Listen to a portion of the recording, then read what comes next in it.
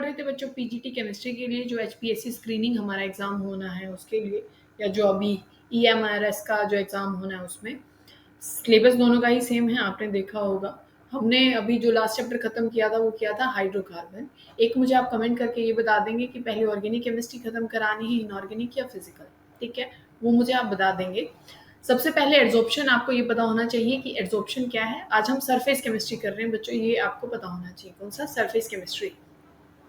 उसमें आपको क्या पढ़ना है? एड्सॉर्प्शन फिनोमेना पढ़ना है। एब्जॉर्प्शन आपको पता है, एब्जॉर्प्शन होता है कि कोई भी चीज़ तब क्या होता है कि आप मान लीजिए एक सॉल्यूट है, एक सॉल्वेंट है और वहाँ पे मान लीजिए आप चोक डाल रहे हैं पानी में और वो कलर्ड वाटर है, ठीक है? तो एक तो क्या चीज़ हो जाए कि पानी चला जाए अंदर तक, चोक के अंदर तक, ठीक है? तो वो एब्जॉर्प्शन होता है। और एक कोई चीज़ रह जाए सिर्फ सरफेस तक, कहाँ तक रह जाए बच्चों? सिर्फ सरफेस तक, तो ये एक सरफेस फिनोमेना होता है।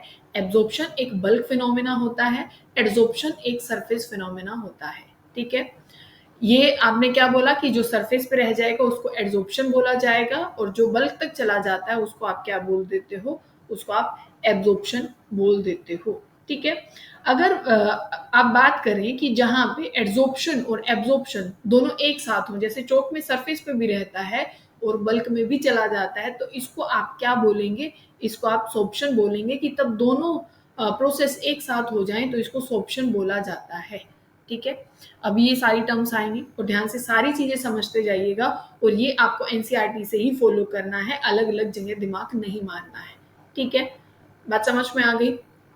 अब देखो, ये चीज़ हमने पढ़ ली कि एब्जॉर्प्शन क्या होता है, एड्सॉर्प्शन क्या होता है। फिर आपको पता होना चाहिए एड्सोर्बेट क्या होता है और एड्सोर्बेंट क्या होता है।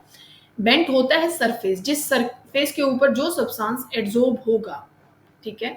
एड्सोर्बेंट क्या है? वो सरफेस है। एड्सोर्बेंट क्या हो जाएगा? वो सरफेस हो जाएगा, ठीक है? वो सरफेस को आप एड्सोर्बेंट बोलोगे और जो चीज़ एड्सॉर्ब होगी, वो मटेरियल जो एड्सॉर्ब होगा, उसको आप क्या बोल दोगे? एड्सोर्बेट बोल दोगे, ठीक है?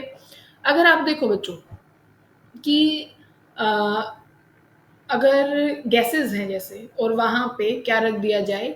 चारकोल रख दिया जाता है अगर, ठीक है?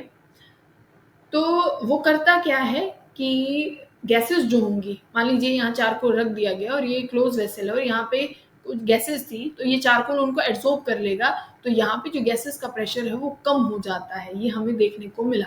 जो ये हम एब्ज़ॉर्प्शन की जो एक्शन की बात कर रहे हैं वो। तो सेम चारकोल क्या कर लेता है? कलर को भी क्या कर लेता है? एब्ज़ॉर्ब कर लेता है। जैसे ये हमें क्या दे रखी है? ऑर्गेनिक डाइज़ दे रखी हैं, मिथाइलिन ब्लू है। तो जो भी ऑर्गेनिक डाई है जिनमें कलर है, अगर चारकोल में आप मतलब डालते हैं, डाई में चारकोल को डालते हैं तो वो कलर को एब्ज़ॉर्ब कर लेता है, ठीक है? तो ये भी क्या है? एड्सॉर्प्शन है। तो आपने शुगर देखा होगा, शुगर जो होती है, जो रॉ शुगर होती है, वो थोड़ी-सी येलोइश कलर में हो जाती है, तो उसका भी कलर एब्ज़ॉर्ब करने के लिए चारकोल का बच्चों क्या किया जाता है? यूज़ किया जाता है। सिलिका आपने देखा होगा क्या है? जो सिलिका जेल जो होती है, आपने जो बॉटल्स आते हैं या अपने शूज़ आते हैं, उन सब में क्या है? एक पाउच आपको मिलता है ना, एक पाउच निकलता है, तो उसमें ऐसे क्रिस्टलाइक बॉल्स होती हैं जिनको सिलिका जेल बोला जाता है, तो वो ह्यूमस को क्या कर लेता है? वो एब्ज़ॉर्ब कर लेता है अपने सरफेस के ऊपर, ठीक है? तो ये चीज़ हम देख रहे हैं कि एक एड्सॉर्प्शन होता है, एक एब्ज़ॉर्प्शन जो अभी मैंने बताया कि एक सरफेस फिनोमेना है और एक कैसा है? बल्क फिनोमेना होता है, ठीक है ना?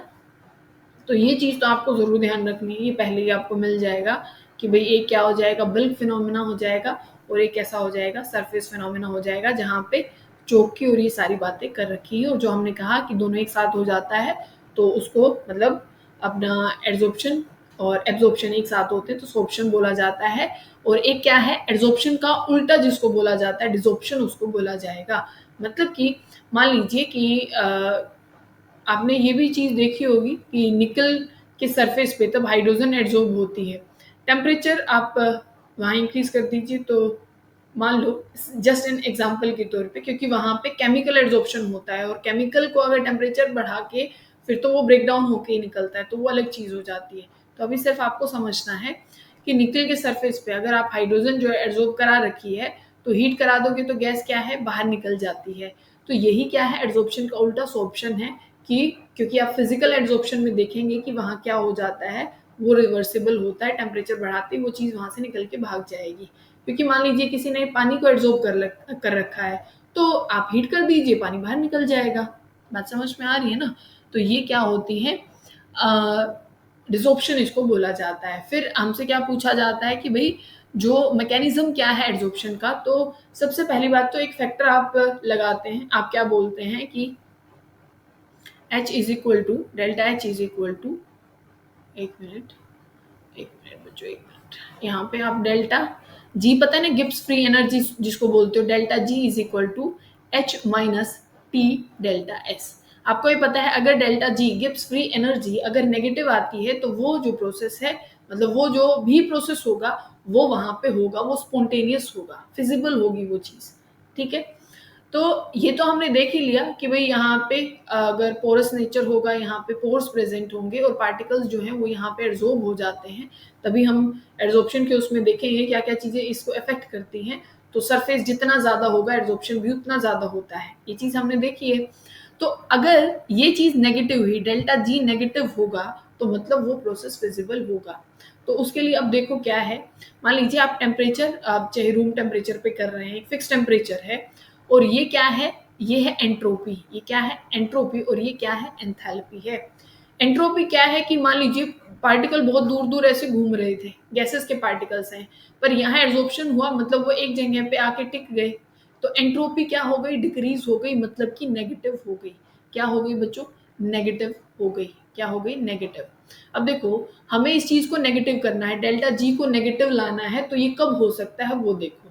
डेल्टा जी नेगेटिव कब आ सकता है, ये तो हमें पता लग गया भाई, एंट्रोपी तो यहाँ डिक्रीज हो रही है, मतलब नेगेटिव हो रहा है, और नेगेटिव क्या हो जाएंगे, पॉजिटिव। ये वैल्यू तो पॉजिटिव आ गई, मतलब डेल्टा एच को यहाँ नेगेटिव होना पड़ेगा, तब जाके डेल्टा जी जो है वो नेगेटिव होगा।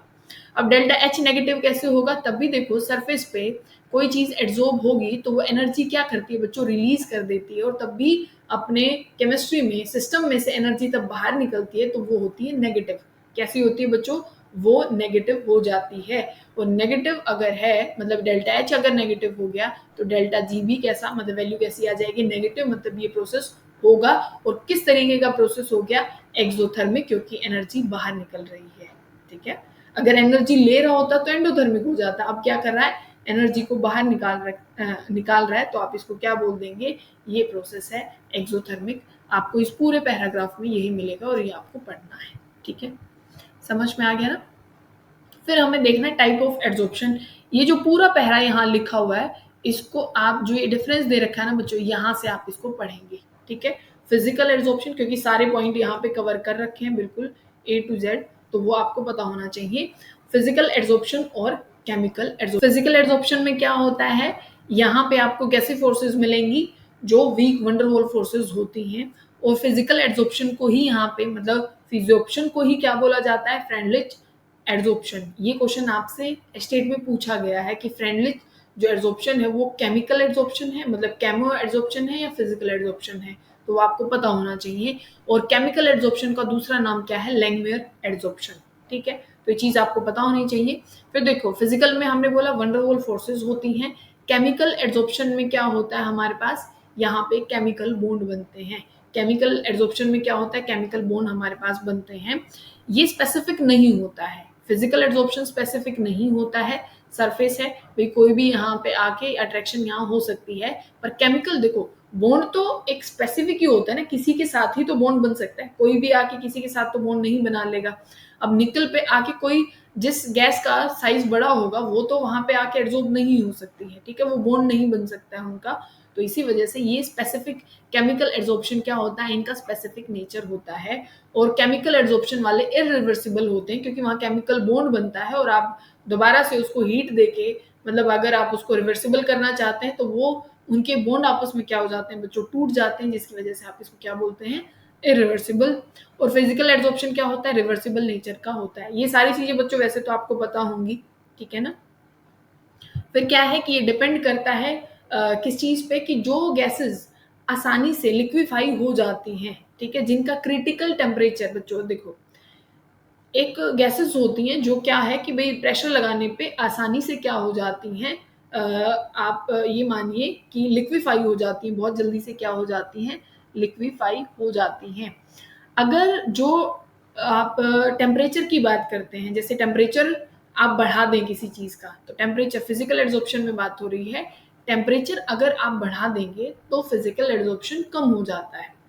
क्योंकि जो भी चीज़ वहाँ एब्ज़ॉर्ब हुई है, टेम्परेचर देते ही वो वहाँ से क्या हो जाती है, रिलीज़ हो जाती है। जो हम बात कर रहे हैं लिक्विफिकेशन की, मतलब जितना आप प्रेशर बढ़ा देंगे, जितना है क्या है, प्रेशर आप बढ़ा देंगे, उतना वो चीज़ वहाँ एब्ज़ॉर्ब होना शुरू हो जाएगी और गैसेज़ प्रेशर जितना लगाते हो, उतना ही वो लिक्विफ़ाई हो जाती हैं। तो जो गैसेज़ आसानी से, ठीक है, ज़्यादा प्रेशर जिन पे ना लगाना पड़े, तो वो जो आसानी से लिक्विफ़ाई भी हो जाएँ और वो आसानी से क्या हो जाएँगी, एब्ज़ॉर्ब भी हो जाएँगी। आसानी से क्या हो जाएँगी, एब्ज़ॉर्ब भी हो जाएँगी। ठीक है? इतनी बात आपको समझ में आ गई होगी।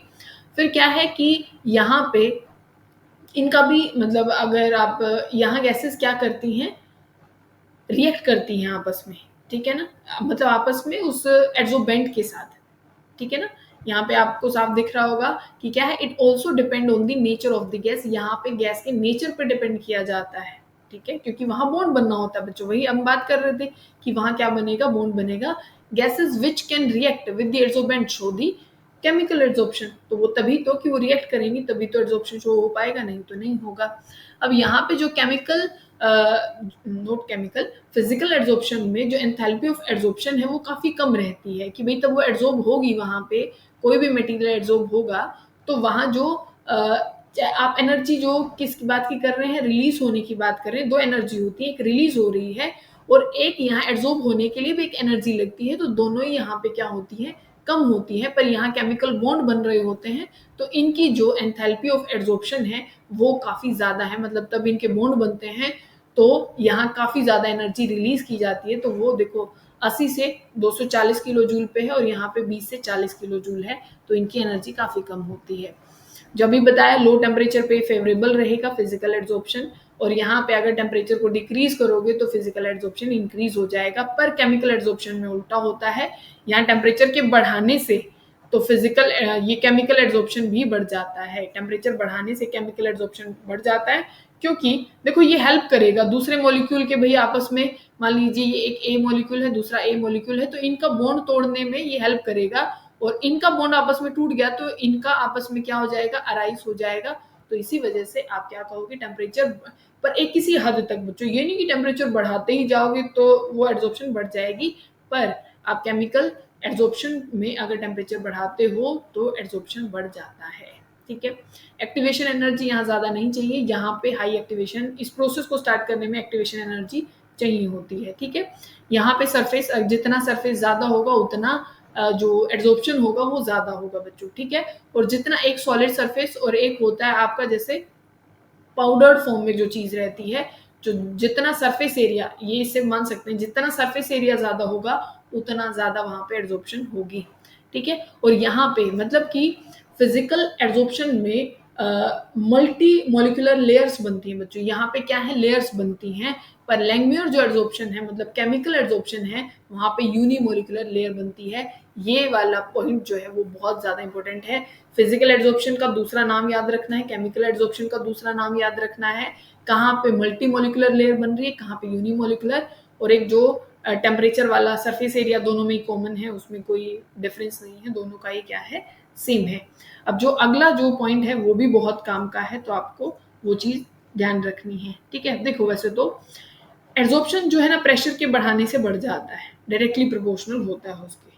ठीक है, और एक लिक्विफिकेशन वाला भी आपको याद रखना है कि जितनी लिक्विफाई गैसेस आसानी से हो जाती हैं वो उतना ज़्यादा एड्सॉर्प्शन शो करेंगी। ठीक है, बात समझ में आ गई होगी आप सबको। अब बात करते हैं हम एड्सॉर्प्शन आइसोथर्म, जिसको हम बोल रहे थे फ्रेंडलिक एड्सॉर्प्शन आइसोथर्म। ठीक है, जो फिजिकल एड्सॉर्प्शन में भी हमने बात की, ये बहुत ज़्यादा इंपॉर्टेंट है, स्टेट में पूछा गया है, नो डाउट इंपॉर्टेंट है, तो आप इसको ध्यान से पढ़ेंगे। देखो अगर हम बात करें कि यहाँ पे उन्होंने चीज़ें मतलब किस चीज़ के बारे में उन्होंने पहली बात तो बात की, एक तो प्रेशर का और एक्सटेंट ऑफ एड्सॉर्प्शन के बीच में उन्होंने रिलेशन देखा। प्रेशर और एक्सटेंट ऑफ एड्सॉर्प्शन मतलब x बाय m। ठीक है, x वो है जो मास जो एड्सॉर्ब हुआ सरफेस पे, और m क्या है, वो मास एड्सॉर्बेंट का। ठीक है, उन्होंने बोला ये डायरेक्टली प्रोपोर्शनल होता है। x बाय m आपको पता लग गया ना, एक्सटेंट ऑफ एड्सॉर्प्शन। x आपको मास पता लग गया, जो चीज मतलब ये एड्सोबेट है उसका मास है और m एड्सोबेंट है ये उसका मास है, वो डायरेक्टली प्रोपोर्शनल होता है प्रेशर के, और वो क्या है 1/n, प्रेशर की पावर 1/n। अब देखो, अगर आप एट लो प्रेशर की बात करते हैं, एट लोअर प्रेशर, प्रेशर बहुत कम है, एट लो प्रेशर आप बात करते हैं, तो बहुत कम प्रेशर पे अगर आप देखेंगे, यहाँ वैल्यू मान लीजिए कम है, यहाँ बढ़ती जाएगी बढ़ती जाएगी बढ़ती जाएगी, तो अगर आप प्रेशर तब कम होता है, ठीक है, तो वहां पे ये पावर जो होती है 1/n, तो 1/n की वैल्यू यहाँ पे क्या हो जाती है बच्चों, या आप n की वैल्यू मतलब बोल सकते हो, ये होती है 1। ये किसके बराबर होती है 1। मतलब कैसे वो डिपेंड करता है प्रेशर के ऊपर, कि अगर आप प्रेशर को बढ़ाते जाओगे, मतलब ये 1 हमने लिया, तो अगर आप प्रेशर को बढ़ाते जाओगे तो एक्सटेंट ऑफ एब्जॉर्प्शन वो भी बढ़ता जाएगा। देखो, लोअर प्रेशर पे वो चीज धीरे धीरे क्या होती जा रही है, वो बढ़ती जा रही है, मतलब ये x/m के इंटू में p हो जाएगा। अगर यहाँ पे 1/n हमने क्या ले लिया, 1 ले लिया है, तो ये लो प्रेशर पे ये वैल्यू है। तो पूछ लेते हैं कि भाई लो प्रेशर पे फ्रेंडलिक आइसोथर्म की जो एड्सॉर्प्शन आइसोथर्म की जो स्टेटमेंट है या जो वैल्यू है वो क्या हो जाती है, तो वो आपको पता होना चाहिए। अगर आप मॉडरेट प्रेशर की बात कर रहे हैं तो ये ऐसे ही रहता है, मतलब x/m डायरेक्टली टू p, और ये 1/n। तब आप बहुत हाई प्रेशर की बात करते हैं तो क्या हो जाता है, वो इंडिपेंडेंट होता है, मतलब x बाय ये 1/n क्या हो जाता है, ये वैल्यू जो हो जाती है वो हो जाती है 0, और पावर 0 तो मतलब ये भी 0, तो x/m जो होगा वो कांस्टेंट हो जाएगा। मतलब आप बहुत प्रेशर बढ़ा दो किसी भी चीज पे, तो एक हद होती है ना बच्चों, मान लो बहुत प्रेशर, एक बार तो आप प्रेशर बढ़ाते जाओगे, एब्जॉर्प्शन बढ़ता जाएगा, पर एक लिमिट तक ना, क्या पता सरफेस एरिया में वो जगह ही खत्म हो गई हो कि वो एब्जॉर्ब करे, फिर कितना ही प्रेशर बढ़ाए जाओ क्या फायदा है, कोई फायदा नहीं। तो वो एक टाइम पे आके क्या हो जाएगा, बिल्कुल कांस्टेंट होता जाएगा, कितना ही प्रेशर आप बढ़ाते जाओ। तो ये तीनों चीजें याद रखनी है कि लो प्रेशर पे क्या चीज हो जाएगी, 1/n 1 हो जाएगा, मॉडरेट पे क्या हो जाएगा कि जो वो 1/n ही आप उसको रखोगे, और जो बिल्कुल हाई प्रेशर पे है तो 1/n 0 के बराबर हो जाएगा। मतलब हाई प्रेशर पे extent of adsorption independent of pressure हो जाता है, उसको वहां पे एड्सॉर्प्शन ज्यादा नहीं होगी, ठीक है। और आइसोथर्म का मतलब तो आपको पता ही होगा क्या होता है, जहां पे आप कांस्टेंट क्या रख रहे होते हैं, टेम्परेचर को। आइसोथर्म मतलब सेम आप क्या रख रहे हैं, वहां पे टेम्परेचर को आप रख रहे हैं। बात आपको शायद समझ में आ गई होगी, बहुत बढ़िया। अब देखो, इसी को मतलब वैल्यू को आपको क्या बोल दिया जाता है, भाई इसको लॉगरिथम में कन्वर्ट करो, किसको, लॉगरिथम को कन्वर्ट करो। तो आपको मतलब ग्राफ आ जाता है, कई बार आपसे ग्राफ पूछ लिया जाता है, तो इसी वजह से आपको आना चाहिए। तो आपके पास क्या है, x/m is equal to k, ये p और 1/n, पावर ये है, तो दोनों तरफ लॉगरिथम आप ले लीजिए, इस तरफ भी लॉग और इस तरफ भी लॉग, ठीक है। ये वाला भी मतलब लॉगरिथम में ही है ये वाली चीज, ठीक है, ये पूरा लॉगरिथम में आप ये मान लीजिए। तो ये तो ऐसे आ ही गया, इसको कैसे लोगे, इसको लिखोगे अलग से log, और जो भी चीज किस में होती है, जो भी चीज इनटू में होती है वो प्लस में हो जाती है लॉगरिथम में, तो log के प्लस में जो पावर होती है वो आगे आ जाती है, जो भी पावर होती है लॉगरिथम तब लोगे किसी चीज का वो आगे आ जाती है, तो 1/n log ऑफ किसका, p का, और यहाँ पे क्या है log ऑफ x/m, ठीक है। तो ग्राफ देखो, आपको ये पता होगा y is equal to mx plus c आप बोलते हो, स्ट्रेट लाइन ग्राफ जो होता है। तो इसके बीच में और प्रेशर के मतलब log x/m के बीच में आपको ग्राफ बनाना है और log p के बीच में आपको ग्राफ बनाना है, तो ये बन जाएगा y, क्योंकि मान लीजिए ये बोला है x वर्सेस y के बीच में ग्राफ बनाना है, तो ये वाला जो आपका होगा, ये वाला आपका y एक्सेस होगा, और ये वाला आपका क्या होगा, ये आपका जो x एक्सेस जो बनता है वो बनेगा, ठीक है। तो ये y हो गया ना, ये वाला y, तो यही तो लिखते हैं हम, ये बोला मैंने y इज इक्वल टू, ये इज इक्वल टू में है, ये बन जाएगा log k जो है ये अपना m, और ये बन जाएगा प्लस में ये वाला log p, ये x है, मतलब ये आगे लिख सकते हो ना इसको, तो x, और जो 1/n हो जाएगा ये क्या हो जाएगा c, मतलब ये है स्लोप, और ये अपना x एक्सिस पे है, और ये m जो हो जाएगा ये हो जाएगा इंटरसेप्ट। देखो ये log k क्या है, इंटरसेप्ट है, 1/n क्या बन गया, स्लोप बन गया, तो यही तो होता है y is equal to mx plus C. ठीक है, तो ये चीज़ आपको पता होनी चाहिए। फिर हमारे पास क्या है, एक चीज़ और आपको ध्यान रखनी है बच्चों, यही कंसंट्रेशन के बेसिस पे भी दिया गया था एग्जैक्टली सेम, कि भाई अगर कंसंट्रेशन भी आप बढ़ाओगे ना, जैसे हम कह रहे हैं कि भाई प्रेशर बढ़ाएंगे, स्टार्टिंग में वो रहता है कि भाई जितना प्रेशर बढ़ाते जाओगे उतना ज़्यादा आप क्या बढ़ता जाएगा, एड्जॉर्प्शन बढ़ता जाएगा। सेम कंसंट्रेशन के बेसिस पे भी है कि जितना ज़्यादा क्या करते जाओगे, जितना ज़्यादा आप प्रेशर को बढ़ाते जाओगे, आपकी जितनी ज़्यादा कंसंट्रेशन को बढ़ाते जाओगे उतना ज़्यादा एड्जॉर्प्शन होगा। ठीक है, पहले आप 2 ही मॉलिक्यूल ले रहे थे, फिर आप 10 ले लो, तो वहाँ पे भी तो एड्जॉर्प्शन बढ़ेगा ही ना। ठीक है, सरफेस एरिया तो उतना ही है, कंसंट्रेशन ज़्यादा लोगे ज़्यादा मॉलिक्यूल एड्जॉर्ब होना शुरू हो जाएंगे। तो यहाँ पे सेम दिया गया, सिर्फ प्रेशर की जगह पे क्या रख दिया गया, सी को, एग्जैक्टली वही। तो एक टाइम पे आप बेशक से बहुत ज़्यादा कंसंट्रेशन बढ़ा दो, पर सरफेस एरिया बढ़ ही गया, खत्म ही हो चुका है कि भाई उसमें अब और मॉलिक्यूल नहीं आ सकते, फिर आप कितना भी कंसंट्रेशन को बढ़ा दो, कोई फर्क उस चीज़ को नहीं पड़ने वाला है। ठीक है, तो सेम चीज़ यहाँ पे की गई है, तो इसमें कोई डिफरेंस नहीं है। आप प्रेशर भी लगा सकते हैं और उसकी जगह पे आप क्या लगा सकते हैं, कंसंट्रेशन भी, दोनों क्या हो जाते हैं, बिल्कुल सेम हो जाते हैं। ठीक है, इतनी बात आप सबको समझ में आ गई। एक लैंगमुयर का और आपको पता होना चाहिए कि लैंगमुयर जो एड्जॉर्प्शन आइसोथर्म जो बोला गया था, जहाँ पे क्या बनती है, लेयर, मोनो लेयर बन जाती है, उसको और देखो कैसे लिखोगे, यहाँ लिख देते हैं। उसको बोला गया था x बाय एम, वही एक्सटेंट ऑफ एड्जॉर्प्शन यहाँ पे था, इज इक्वल टू, ये था a प्रेशर जो आपने कांस्टेंट देखे होंगे स्टेट्स ऑफ मैटर, तब आप पढ़ते हैं a p, और ये 1 प्लस में b और p, यहाँ मोनोलेयर बनेगी। और ये आपको इतना याद रखना है, ये लैंगमुयर एड्जॉर्प्शन आइसोथर्म का रिलेशन है। ठीक है, लो प्रेशर पे ये क्या हो जाता है, अगर आप लो प्रेशर की बात करते हैं तो आप ये कह सकते हैं ना कि लो प्रेशर है तो इस प्रेशर को आप क्या ही मानेंगे, 1 के कंपैरिजन में बहुत कम मानेंगे इसको, तो इसको नेग्लेक्ट कर सकते हैं। तो लो प्रेशर पे ये चीज़ क्या आ जाती है, ये बन जाता है AP के बराबर। लो प्रेशर पे ये हो जाता है।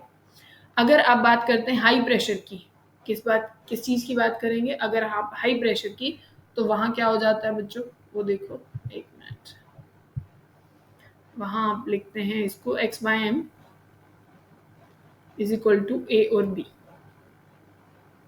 क्योंकि आप जानते हैं ना बहुत हाई प्रेशर पे इंडिपेंडेंट ऑफ प्रेशर हो जाता है, तो ना आप इसको कुछ मानेंगे ना आप इसको कुछ मानेंगे, तो बच के 2 ही कांस्टेंट ना, A प्लस ये B, बस। ठीक है, तो इसी वजह से ये चीज़ आपको ध्यान रखनी है। और मॉडरेट वाला तो आपको यही ध्यान ही रखना, मॉडरेट पे यही इक्वेशन चलेगी। ठीक है, ये कौन सा था, लैंगमुयर था। तो शायद आपको सारी चीज़ें समझ में आ गई होंगी कि कौन सा कैसे कैसे करना है। ठीक है, अब जो चीज़ आपको और समझनी है कि एप्लीकेशंस क्या हैं इन सारी चीज़ों की, जो भी हम पढ़ रहे हैं। एक टर्म और याद रखनी बच्चों, ओक्लूजन और पूछा जाता है। क्या पूछा जाता है, ओक्लूजन, जहाँ पे एड्जॉर्बेट गैस होगी बच्चों। क्या है एड्जॉर्बेट, मतलब जो एड्जॉर्ब होने आएगी वो गैस होगी, और जो एड्जॉर्बेंट होगा वो सॉलिड होगा, मतलब ये जो सरफेस होगा वो सॉलिड होगा। या कई बार बोला जाता है भाई मेटल के सरफेस पे गैस का एड्जॉर्ब होना, उसको आप क्या बोल देते हैं, ओक्लूजन बोल देते हैं। ठीक है, और जो ये ग्राफ दिखाए गए थे ना बच्चों, यहाँ पे आपसे एड्जॉर्प्शन कंपेयर भी कराया जा सकता है कि भाई हाई टेम्परेचर पे जो टेम्परेचर है, एड्जॉर्प्शन ज़्यादा किस पे होगी, तो आपको पता है कि भाई बहुत ज़्यादा जब टेम्परेचर आप कर देते हो, ठीक है ना, तो आपको ये चीज़ पता है कि भाई एड्जॉर्प्शन कम होना शुरू हो जाता है बहुत ज़्यादा किस पे, हाई टेम्परेचर पे। तो देखो ये एक तो ये टेम्परेचर दे रखा है, एक ये दे रखा है, एक ये दे रखा है, तो यहाँ देखो ना ये बहुत हाई टेम्परेचर पे एड्जॉर्प्शन, एक्सटेंट ऑफ एड्जॉर्प्शन इतना ही तो है, कितना कम है, और यहाँ कम वाले पे देखो कितना ज़्यादा है। तो ये क्वेश्चन भी आपका बन सकता है। वो क्या दे देंगे, यहाँ इनको छुपा के देखो, एक मिनट देखना, समझना और इस चीज़ को, एक मिनट बच्चों, आपको वो क्या करने वाला है, क्या देने वाला है वो आपको समझना है। इसको मिटा के और वहाँ ए भी लिख देगा, क्या लिखने वाला है, ए और बी लिख देगा, और यूँ पूछेगा इनमें से ये बताइए, ये ए है, ये बी है और ये सी है, इनमें से हाई टेम्परेचर कौन सा है। ठीक है, सी वाला है, बी वाला है, एक्सटेंट ऑफ एड्जॉर्प्शन नहीं पूछ रहा, ये पूछ रहा है इनमें से हाई टेम्परेचर कौन सा है। तो वहाँ आपको अपोजिट ये लगाना है कि भाई अच्छा हाई टेम्परेचर है मतलब एड्जॉर्प्शन कम रहेगी, इसका मतलब सी वाला जो होगा वो हाई टेम्परेचर रहेगा। बस इतना ही, और ये क्वेश्चन पूछा गया है अपने स्टेट में ही, तो ये काम का है, तो आपको ध्यान भी रखना है। ठीक है, कोई दिक्कत तो नहीं है ना? बहुत बढ़िया, तो आप इसको याद रखेंगे। अब नेक्स्ट जो है वो है एप्लीकेशंस।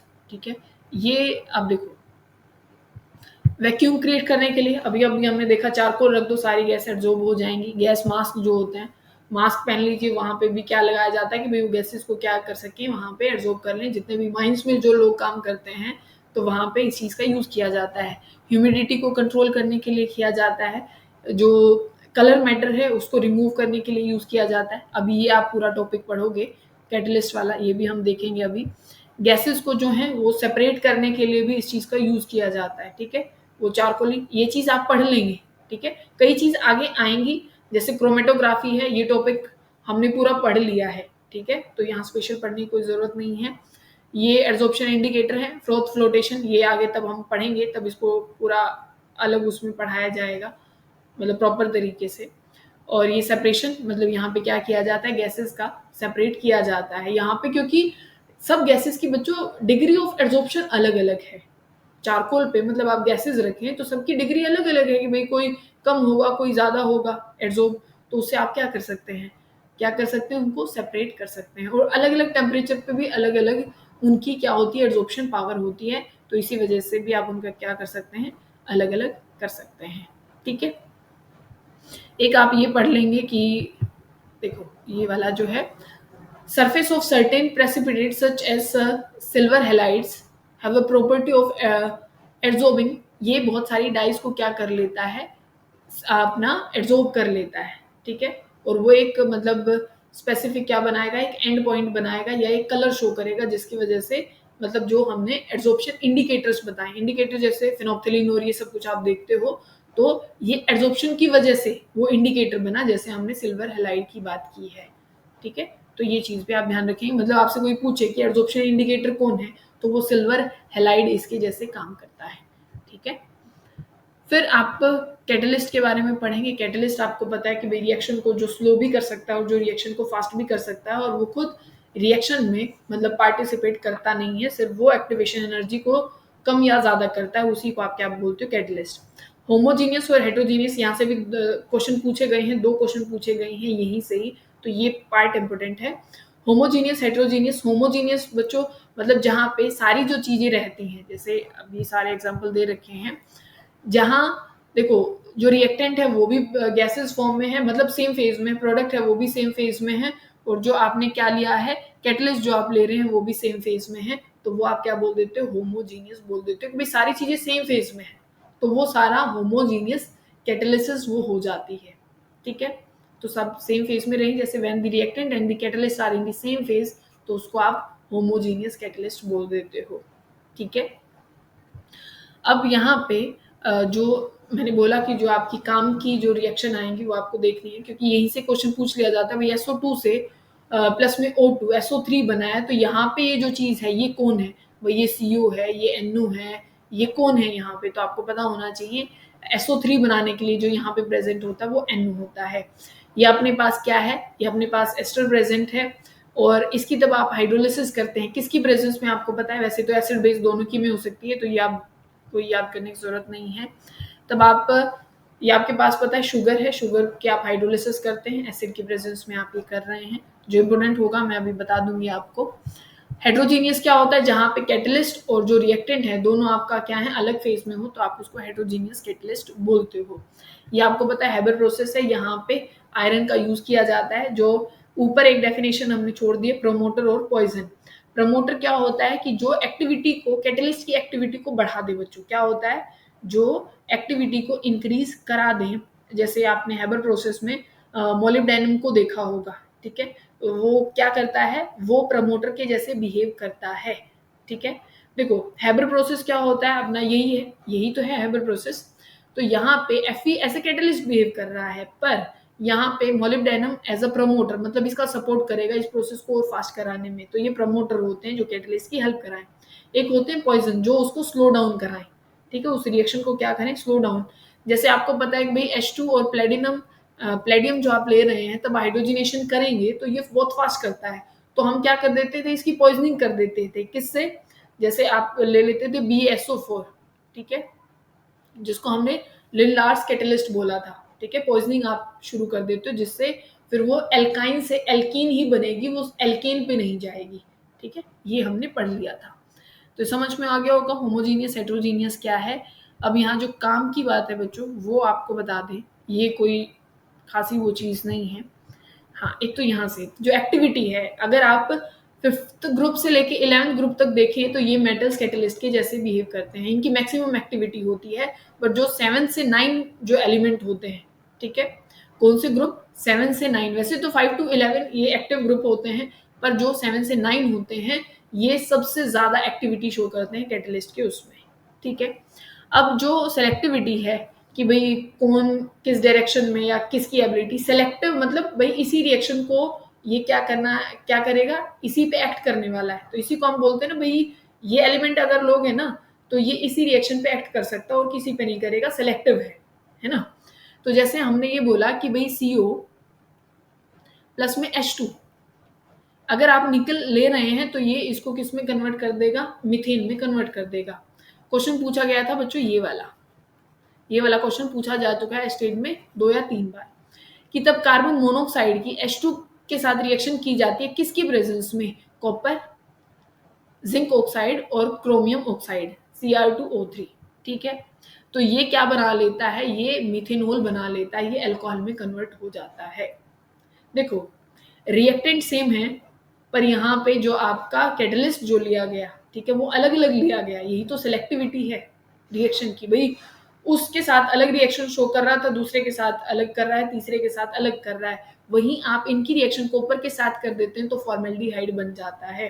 और देखो ये तीनों आपको याद रखनी है, ये बहुत बार पूछी जा चुकी है, ये भी आप ध्यान रखें, कार्बन मोनोऑक्साइड प्लस में हाइड्रोजन कॉपर की प्रेजेंस में रिएक्शन करते हो तो फॉर्मेल्डिहाइड बनेगा, अगर कॉपर जिंक ऑक्साइड और क्रोमियम ऑक्साइड के साथ करते हो तो यहाँ पे क्या बन जाता है, एल्कोहल बन जाता है। फिर बात आती है शेप सेलेक्टिव कैटलिस्ट, जिसको आप क्या बोलते हैं, जियोलाइट्स बोलते हैं, क्योंकि बच्चों इनके एक तो जो बोला कि जियोलाइट क्या होते हैं, एक शेप सेलेक्टिव क्या क्या होते हैं, कैटलिस्ट होते हैं, इनकी एक प्रॉपर शेप होती है, जैसे मधुमक्खी का छत्ता होता है ना, वैसे वैसे, और ये किस चीज के फ्रेमवर्क से बने होते हैं, एल्यूमिनियम, सिलिकॉन और ऑक्सीजन और ये सिलिकॉन, इस फ्रेमवर्क से ये बना होता है ये सारा का सारा स्ट्रक्चर, ठीक है। मतलब माइक्रोपोरस इनके पास क्या मिलेंगे, पोर्स मिलेंगे, और जिनका मतलब इनके बीच में जो पोर्स होते हैं वही इनके अंदर जाके मतलब रिएक्शन कर सकता है, कि कोई भी मॉलिक्यूल आके यहाँ पे रिएक्शन नहीं कर पाएगा, तभी हमने बोला है कैसे हैं, शेप सेलेक्टिव है, ठीक है। अब यहाँ आपको पता होना चाहिए ये वाली लाइन जो अभी बोलेंगे, एक तो ये फ्रेम जो मैंने बोला कि इसका प्रेजेंट होता है GSM5, ठीक है, पेट्रोलियम इंडस्ट्री में इसका यूज किया जाता है, करता क्या है, ये अल्कोहल को कन्वर्ट कर देता है गैसोलीन मतलब पेट्रोल में, क्या करके डिहाइड्रेटिंग मतलब उसको डिहाइड्रेट कर देगा और किसमें बहुत सारे मिक्सचर ऑफ हाइड्रोकार्बन में कन्वर्ट कर देगा। तो ये वाली लाइन इंपॉर्टेंट है, कौन, GSM5 डायरेक्टली कन्वर्ट कर देता है अल्कोहल को गैसोलीन मतलब पेट्रोल्स में, ठीक है। फिर यहाँ से भी क्वेश्चन पूछा गया था बच्चों, यहाँ से जाइमेज से एस्टेट में क्वेश्चन पूछा गया कि जो ये तो हम करा रहे हैं, ये तो क्वेश्चन पूछा गया, यहाँ पे भी आते हैं, केन शुगर आपके पास है, इन्वर्टेज अगर आप एंजाइम डाल देते हैं तो किस में कन्वर्ट हो जाता है, ग्लूकोज और फ्रक्टोज में। अगर केन शुगर की आप किसके साथ रिएक्शन करा रहे हैं, इन्वर्टेज एंजाइम के साथ, इनको बायोकैटलिस्ट भी बोला जाता है, क्या बोला जाता है, जितनी एंजाइम्स हैं इनको बायोकैटलिस्ट आप बोलते हैं, ठीक है। तो ये कई बार एंजाइम्स की उसमें बात पूछ ली जाती है कि एंजाइम्स के लिए क्या बात ठीक है क्या गलत है, तो ये बायोकेमिकल कैटलिस्ट है या बायोकैटलिस्ट भी आप इनको बोल देते हैं, ठीक है। ठीक है, इन्वर्टेज वाला आपको याद हो गया। जाइमेज क्या करता है, ग्लूकोज को इथाइल अल्कोहल में कन्वर्ट कर देता है। वहां हम क्या कर रहे थे भाई, CO और H2 को तब जिंक में था हमारे पास और अपने पास क्रोमियम ऑक्साइड था, ठीक है, तो इनको वो किस में कन्वर्ट कर रहा था, मीथेनॉल में, और ये जाइमेज क्या कर रहा है, इसको इथाइल अल्कोहल या इथेनॉल में कन्वर्ट कर रहा है। फिर स्टार्च को माल्टोज में कन्वर्ट करने के लिए, स्टार्च जो है उसको माल्टोज में कन्वर्ट करने के लिए डायटेज एंजाइम का यूज किया जाता है। इन्वर्टेज, जाइमेज और ये डायटेज है। फिर माल्टोज को ग्लूकोज में, तो इससे याद रख सकते हैं वो माल्टेज होता है, ठीक है। फिर एक ये यूरिया और उसको अमोनिया में कन्वर्ट करने के लिए कौन सा एंजाइम यूज होता है, यूरेज। यूरिया को कन्वर्ट कर देता है अमोनिया में, तो यूरिया से याद रखेंगे यूरेस, क्योंकि ASE इनके किसके लिए लगता है, नोमेनक्लेचर में लगता है, जैसे डायटेज, इन्वर्टेज, जाइमेज, ठीक है ना। तो ये लाइपेज और ये सब कुछ आपने पढ़े थे पहले 10वीं क्लास में भी, तो ये आपको ध्यान रखने हैं, ठीक है, इंपॉर्टेंट है, आप याद रखेंगे। ये तो आपको पता ही है कि भाई जो दूध से दही बना देता है, ठीक ना, लैक्टोबैसिलस जो है वो आपको पता है। स्टमक वाले भी आपको पता है इंटेस्टाइन में कौन कौन से हैं, जैसे अभी मैंने बात किया कि ट्रिप्सिन है जो अपने प्रोटीन्स को क्या कर देता है, ब्रेक डाउन कर देता है नॉर्मल अमीनो एसिड्स में, क्योंकि अमीनो एसिड की चेन को मिला मिला के क्या बन जाता है हमारे पास, एक प्रोटीन बनता है। ये सब कुछ लिखा हुआ है कि इन्वर्टेज क्या करता है, जाइमेज क्या करता है, डाइटेज क्या करता है, माल्टेज, और ये पेप्सिन ये प्रोटीन को अमीनो एसिड में कन्वर्ट करता है ऑल ओवर। वहां की बजाय ये पूरी टेबल आप याद रख लेंगे, ये इंपॉर्टेंट है, ठीक है।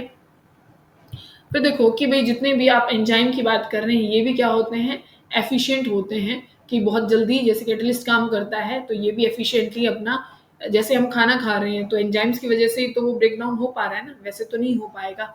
और ये स्पेसिफिक नेचर के होते हैं, ये नहीं है कि भाई पेप्सिन कार्बोहाइड्रेट को ब्रेक डाउन करना शुरू कर देगा, ऐसा नहीं होता। प्रॉपर एक एंजाइम है तो या वो उसी के लिए काम करने वाला है, कहीं वो कोई भी काम नहीं कर देगा, ठीक है। और एक ऑप्टिमम टेम्परेचर पे काम करते हैं, जो आपको पता है हमारा बॉडी टेम्परेचर होता है उस पे, और पीएच भी आपको पता होगी, ठीक है। जैसे आपको पता है भाई पेप्सिन जो है वो एसिडिक मीडियम में काम करता है, और जितने भी अपने पेनक्रियाटिक एंजाइम हैं, पेनक्रियाज से जो एंजाइम रिलीज होते हैं वो सारे किसमें, बेसिक मीडियम में काम करते हैं। तो ये पीएच भी के लिए भी स्पेसिफिक होते हैं और टेम्परेचर के लिए भी स्पेसिफिक होते हैं, कि बॉडी टेम्परेचर हो उससे ज़्यादा कम पे वो काम नहीं करेंगे। फिर क्या होते हैं, कुछ एक्टिवेटर होते हैं, कुछ इनके को एंजाइम्स होते हैं, कि जैसे बहुत सारे विटामिन होते हैं वो इनके को एंजाइम के जैसे बिहेव करते हैं। क्या है, नॉन प्रोटीन जो विटामिन होते हैं को एंजाइम के जैसे बिहेव करेंगे उनकी एक्टिविटी बढ़ाने के लिए एंजाइम्स की। कई एक्टिवेटर होते हैं, जैसे हमने मेटल्स की बात की, मेटल्स एक्टिवेटर होते हैं, और जो को एंजाइम्स हैं वो मतलब विटामिन और ये ऑर्गेनिक और जो मॉलिक्यूल्स हैं वो बिहेव करते हैं, और मेटल्स बिहेव करते हैं एक एक्टिवेटर के जैसे, ठीक है। और कई हैं जो इनिबिटर होते हैं, या फिर क्या होते हैं जो पॉइजन के जैसे, मतलब रिएक्शन को क्या करने के लिए, स्लो डाउन कराने के लिए वो मतलब प्रेजेंट होते हैं, एंजाइम की एक्टिविटी को स्लो डाउन कराने के लिए, ठीक है। अब ये मैकेनिज्म को एज सच आपको नहीं पढ़ना है, कि वो आपको पता भी होगा कि लोक वाला जो सिस्टम होता है, कि भाई एंजाइम जो होगा भाई उसकी एक शेप होती है और वो उसी शेप के सबस्ट्रेट पे जाके अटैच हो जाएगा, ठीक है। वही वाला सारा यहाँ पे सिस्टम है, की और लोक वाला सिस्टम, ठीक है। फिर ये भी आपको ये याद रखना है, ये वाला जो टेबल बनी हुई है, देखो हैबर प्रोसेस है, आपको पता है भाई N2H2 और उससे अमोनिया बनती है तो हैबर प्रोसेस होता है। तो ये सारा सब कुछ लिखा, मैंने Fe बता दिया था, और MO जो प्रमोटर के जैसे वहाँ काम कर रहा था, ठीक है। और यहाँ पे ओसवाल्ड प्रोसेस, जहाँ से आप क्या बना लेते हैं, जो HNO3 के लिए मतलब किया जाता है, जो एसिड होता है अपने पास। तो यहाँ पे इतना तो टेम्परेचर होना चाहिए, और प्लेटिनम होना चाहिए। एप्सिटोज क्या होता है बच्चों, ये होता है अपना सिलिकेट्स होते हैं जो फायर को कैच नहीं करते हैं, ठीक है।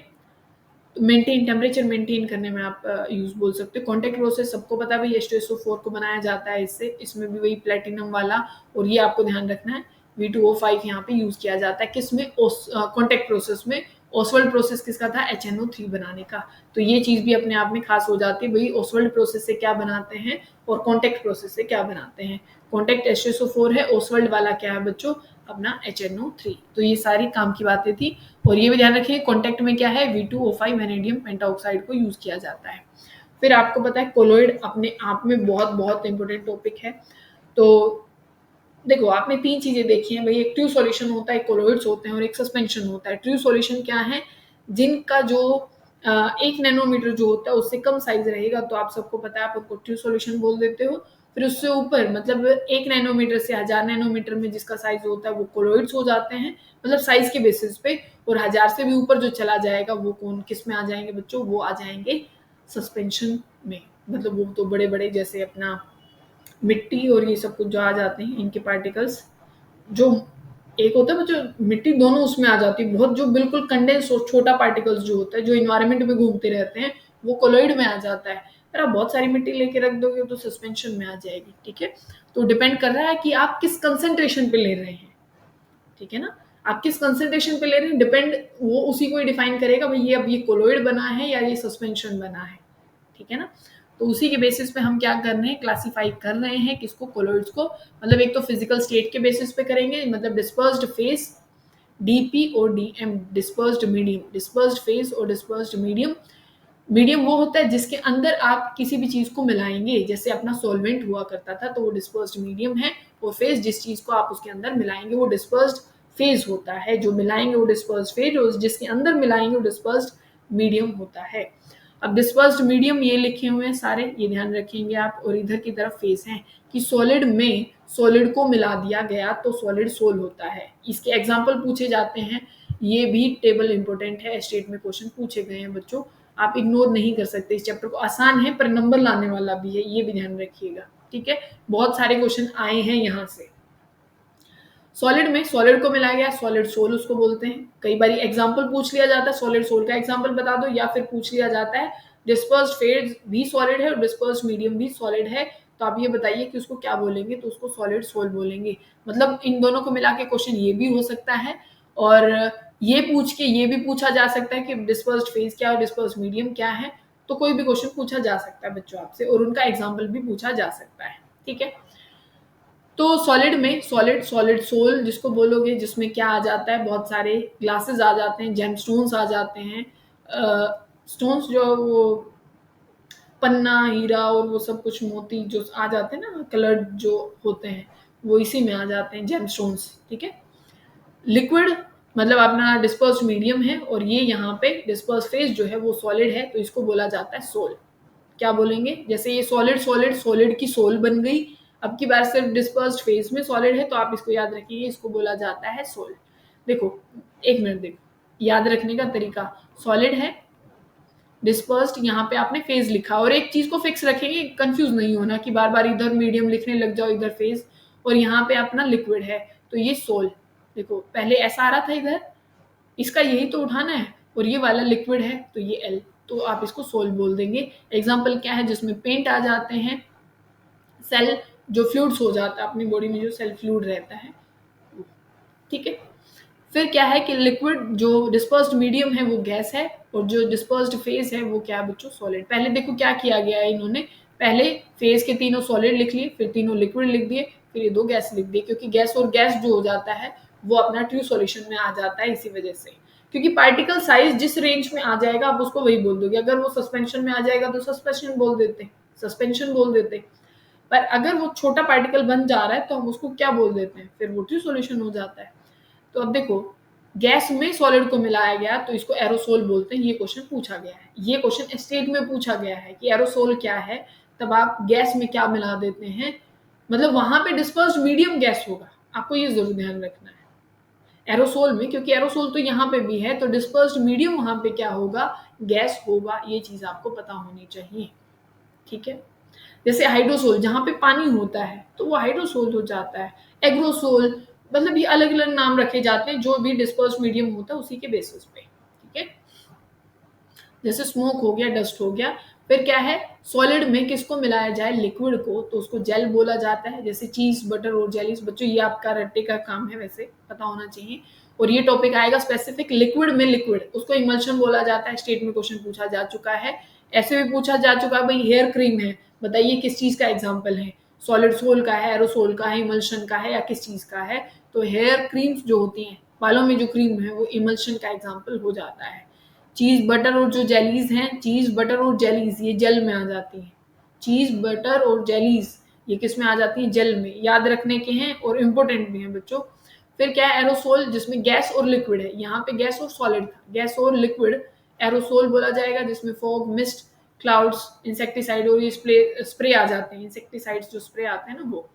फिर सॉलिड में गैस मिला दी जाए, सॉलिड सोल आ गया, जिसमें वही स्टोन्स आ गए, फोम आ गया और रबर। और ये कौन सा स्टोन है, आपने देखा होगा ना, अगर वो पैर साफ करने वाला जो स्टोन होता है, वो वाइट कलर, या उसमें कलर तो बहुत सारे हो सकते हैं, और वो एक स्टोन होता है, बहुत हल्का होता है और बहुत पोरस नेचर का होता है, तो वो भी किस में आ जाता है, कोलोइडल रेंज में आ जाता है। और ये फोम, रबर और लिक्विड में गैस, तो froth, whipped cream, soap leather, ये सारे फॉर्म में आ जाते हैं। ये जो टेबल है ये बहुत ज़्यादा इंपॉर्टेंट है बच्चों, ठीक है। आपको एग्जाम्पल ये एक किस्म से ये आपका रट्टा है, ये आपको रट्टा मारना पड़ेगा, यहाँ पे रट्टा लगाइए तभी आपका काम बनेगा, ठीक है, और एक्चुअल में बनेगा क्योंकि यहाँ से क्वेश्चन पूछा जाता है।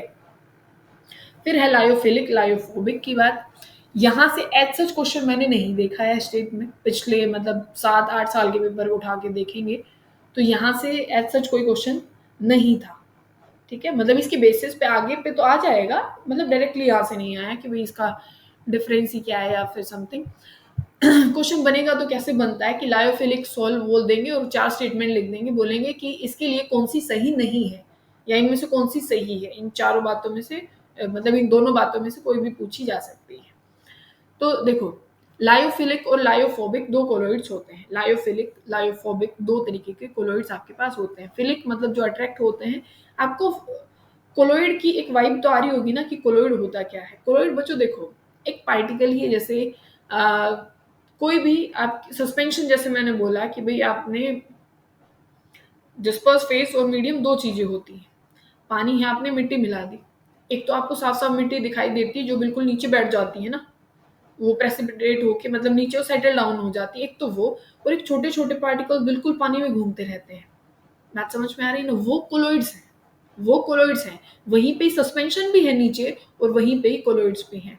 और एक होता है ट्रू सॉल्यूशन, जो देखो आपके पास एक फिल्टर पेपर है, फिल्टर पेपर में से आपका कोलोइड भी फिल्टर हो जाता है, मतलब वो बाहर निकल जाएगा उसमें से क्योंकि पोर बहुत बड़ा होता है, और अगर आप उसमें से क्या निकालेंगे ट्रू सॉल्यूशन, वो भी वहां से निकल जाएगा, पर सस्पेंशन वहां ऊपर ही वो पार्टिकल रह जाएगा। बात समझ गए ना, मतलब उस पानी में अगर देखोगे तो सारी कपड़ा लगा के हम वो पानी में मिट्टी है उसको साफ करेंगे तो वो सारा सस्पेंशन है वो तो ऊपर रह जाएगा, पर छोटे छोटे पार्टिकल फिर भी उस पानी में रह जाते हैं, वो कोलोइड हैं, और जो बहुत ही छोटे हो गए वो ट्रू सॉल्यूशन है।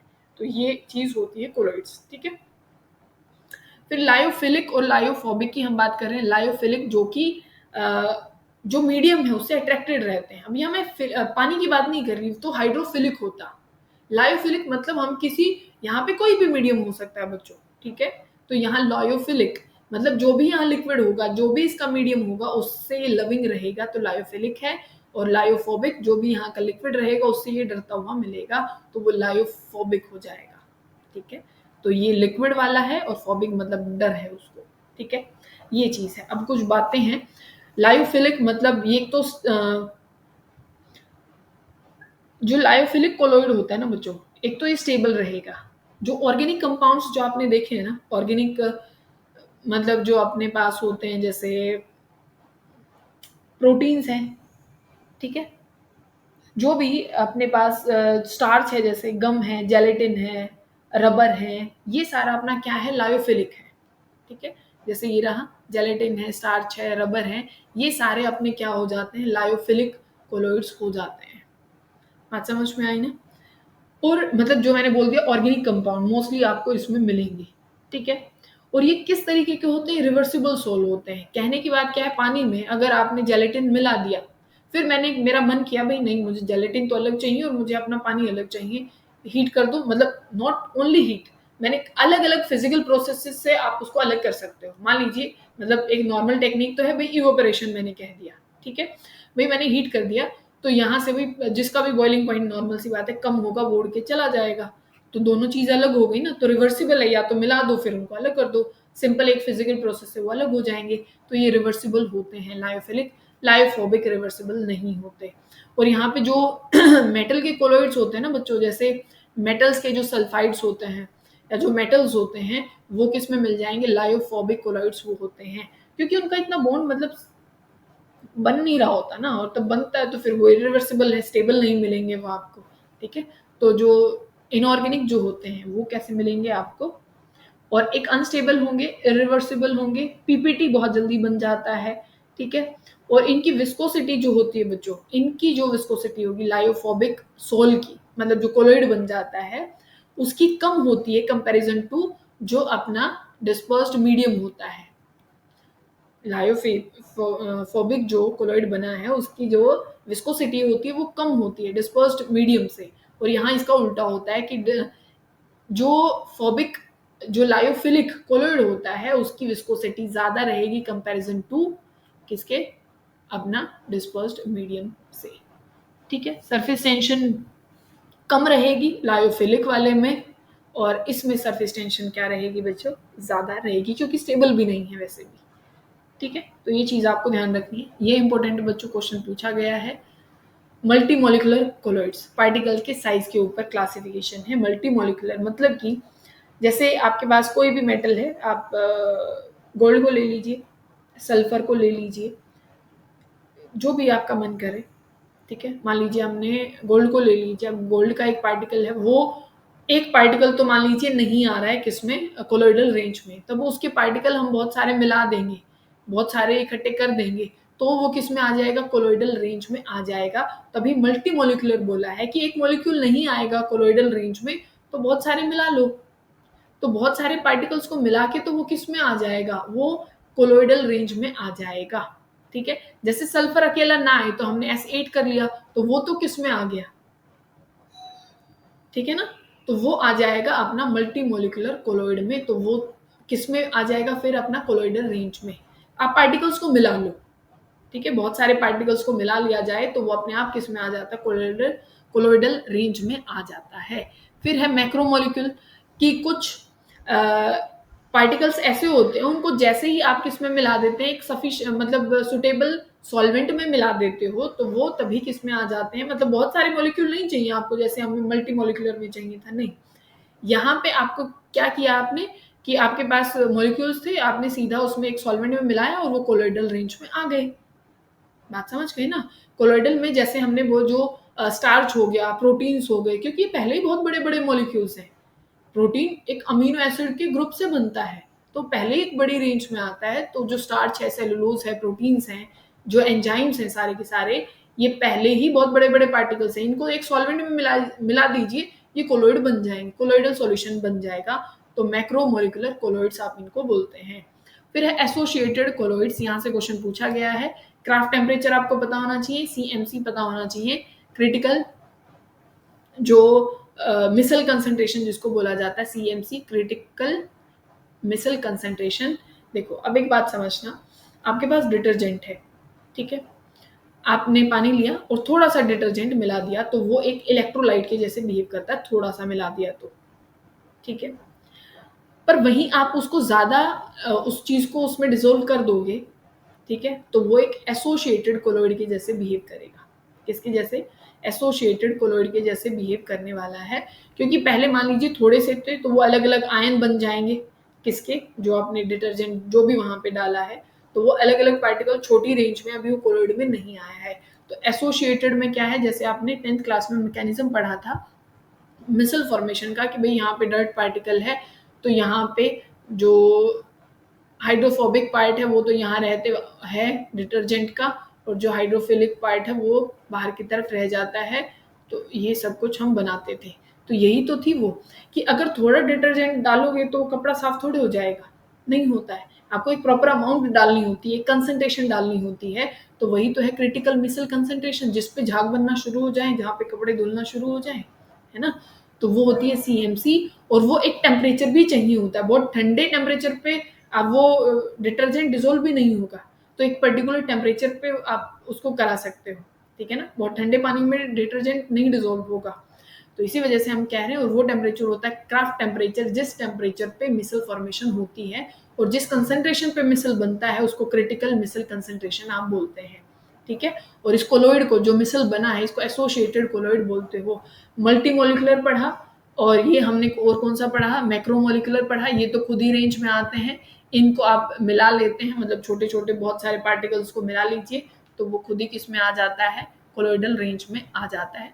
और देखो ये शेप थी ना अपना, ये हमने पढ़ा था किसको, मिसल फॉर्मेशन को, तो ये ऐसे होती है फॉर्मेशन। और उस चीज को आपको ज्यादा पढ़ने की जरूरत है नहीं, और जो मैंने कॉमन जो चीजें थी वो बता दिया। क्योंकि यही तो होता है कि बच्चों ग्रीस को तो जो हाइड्रोफोबिक पार्ट है वो पकड़ लेता है, और ये अपना आयनिक पार्ट होता है, मतलब वो पानी को पकड़ के लेके जाएगा, और ग्रीस वाले को हाइड्रोफोबिक पार्ट ने पकड़ लिया। बस यही तो था क्लींजिंग एजेंट, ठीक है, यही सारा प्रोसेस था। फिर हमें ये है कोलॉइड्स को बनाना कैसे है, कोलॉइड्स को क्या है बनाते कैसे हैं। तो केमिकल मेथड पहले आपको पता होना चाहिए, और ये 4 रिएक्शन आपको याद होनी चाहिए, ठीक है, ये आपको याद करनी है। जैसे आपके पास आर्सेनिक का ऑक्साइड है, फिर आपने क्या किया, H2S है, वो इसमें मिलाया हाइड्रोजन सल्फाइड, तो यहाँ डबल डिकम्पोजिशन हो जाती है। ठीक है, क्या है, डबल डिकम्पोजिशन हो जाएगी, ये ब्रेक डाउन हो जाएगा, ये यहाँ से ब्रेक डाउन हो जाएगा, सल्फर यहाँ पहुंच जाएगा ऑक्साइड की जगह पे, और ये जो ऑक्सीजन है वो H2 के साथ आ जाएगा, मतलब ये H2O बन जाएगा और यहाँ पे इसका सल्फाइड बन जाएगा। ठीक है, ये अपने पास SO2 है। मतलब किस किस मेथड से आप कोलोइड बना सकते हैं ये भी आपको पता होना चाहिए। डबल डिकम्पोजिशन, ऑक्सीडेशन, रिडक्शन और हाइड्रोलिसिस। ठीक है, ऑक्सीडेशन हो गया, रिडक्शन हो गया, हाइड्रोलिसिस हो गया और ये डबल डिकम्पोजिशन हो गया। इन मेथड से आप क्या बना सकते हैं, आप केमिकली कोलोइड्स को बना सकते हैं। तो उसका एग्जाम्पल आपसे पूछा जा सकता है, भाई हाइड्रोलिसिस, सिंपल सी बात है, आपके पास आयरन का क्लोराइड है, आपने पानी की एडिशन की, नॉर्मल सी बात है, इसी को तो हाइड्रोलिसिस बोलोगे। तो ये यहाँ पे ऑक्साइड हाइड्रोक्साइड बन गया और ये HCl बन गया। रिडक्शन आप कर रहे हो तो देखो यहाँ पे +3 ऑक्सीडेशन स्टेट में है गोल्ड, +3 में है, फॉर्मेल्डिहाइड के साथ आपने रिएक्शन की, पानी यहाँ पे है, यहाँ पे AU बन गया, तो +3 से 0 पे आ गया, रिडक्शन हो गया, और यहाँ पे आपके पास फॉर्मिक एसिड आया, HCl आया। ठीक है, ये रिएक्शन आपको एक तरीके से याद रखनी है कि भाई अच्छा ये रिएक्शन ऑक्सीडेशन है, ये रिडक्शन है, क्योंकि सीधा आपसे वो यूं तो नहीं छपवाने वाला कि भाई इस रिएक्शन को छाप दीजिए। ये तो पूछेगा ना कि भाई यहाँ पे क्या हुआ है, कोलोइड बना है तो किस तरीके से बना है। वैसे इस तरीके का क्वेश्चन पूछा नहीं गया है, पर आपको ये याद होनी चाहिए। ठीक है ना। फिर ये है ब्रेडिक्ट आर्क मेथड, इससे प्रिपेयर किया जाता है। क्वेश्चन कैसे पूछ लिया जाएगा, अब वो देखो, भाई कोलोइड को किस किस तरीके से बनाया जाएगा। ठीक है, उसमें ब्रेडिक्ट आर्क मेथड भी लगा दिया जाएगा। केमिकल मेथड में ये डबल डिस्प्लेसमेंट, रिडक्शन, ठीक है, हाइड्रोलिसिस, ये सारा लिख दिया जाएगा। तो उसी में, और एक पेप्टाइजेशन। ठीक है, ये 3 मेथड से हम बना रहे हैं। तो ब्रेडिक्ट आर्क मेथड में क्या होता है कि भाई यहाँ पे एक बीकर लिया जाता है, इसमें मेटल की रोड ली जाती है, ये बीकर, और ये बाहर है पूरा बर्फ। ये क्या है, बिल्कुल आइस बाथ जिसको आप बोलते हैं। तो क्या है, बहुत हाई टेम्परेचर पे इस रोड को जो है उससे अटैच किया जाता है, तो जिसकी वजह से क्या है, मेटल, अब देखो बहुत हाई हो दोगे तो मेटल्स के पार्टिकल्स वहां से ब्रेक डाउन, मेल्ट होना शुरू हो जाएंगे। ठीक है, बहुत हाई दोगे तो वेपर बनना शुरू हो जाएंगे। और जैसे ही आप क्या करते हो, पहले आपने उसको ब्रेक डाउन किया, क्या किया, पहले डिसइंटीग्रेट किया, तोड़ा, और फिर क्योंकि बाहर टेम्परेचर लो है तो वो एकदम कंडेंस हो गया। तो पहले मॉलिक्यूल कैसे थे, ये बिल्कुल रोड फॉर्म में था, बहुत बड़े बड़े पार्टिकल्स थे, फिर वो क्या हुए, वेपर्स बने, वो वेपर बन के वो छोटे इस आइस बात के कांटेक्ट में आएंगे, टेम्परेचर कम के उसमें आएंगे, और छोटे छोटे पार्टिकल, सॉल्वेंट यहाँ पे है ही, और ये छोटे छोटे पार्टिकल्स यहाँ पे अटैच हो गए, तो किस रेंज में आ गया, कोलोइडल रेंज में आ गया। तो ये ब्रेडिक्ट आर्क मेथड होता है। आर्क आपको ये सारा यहाँ पे सेटअप किया जाता है। फिर आपके पास क्या है, पेप्टाइजेशन यहाँ पे है।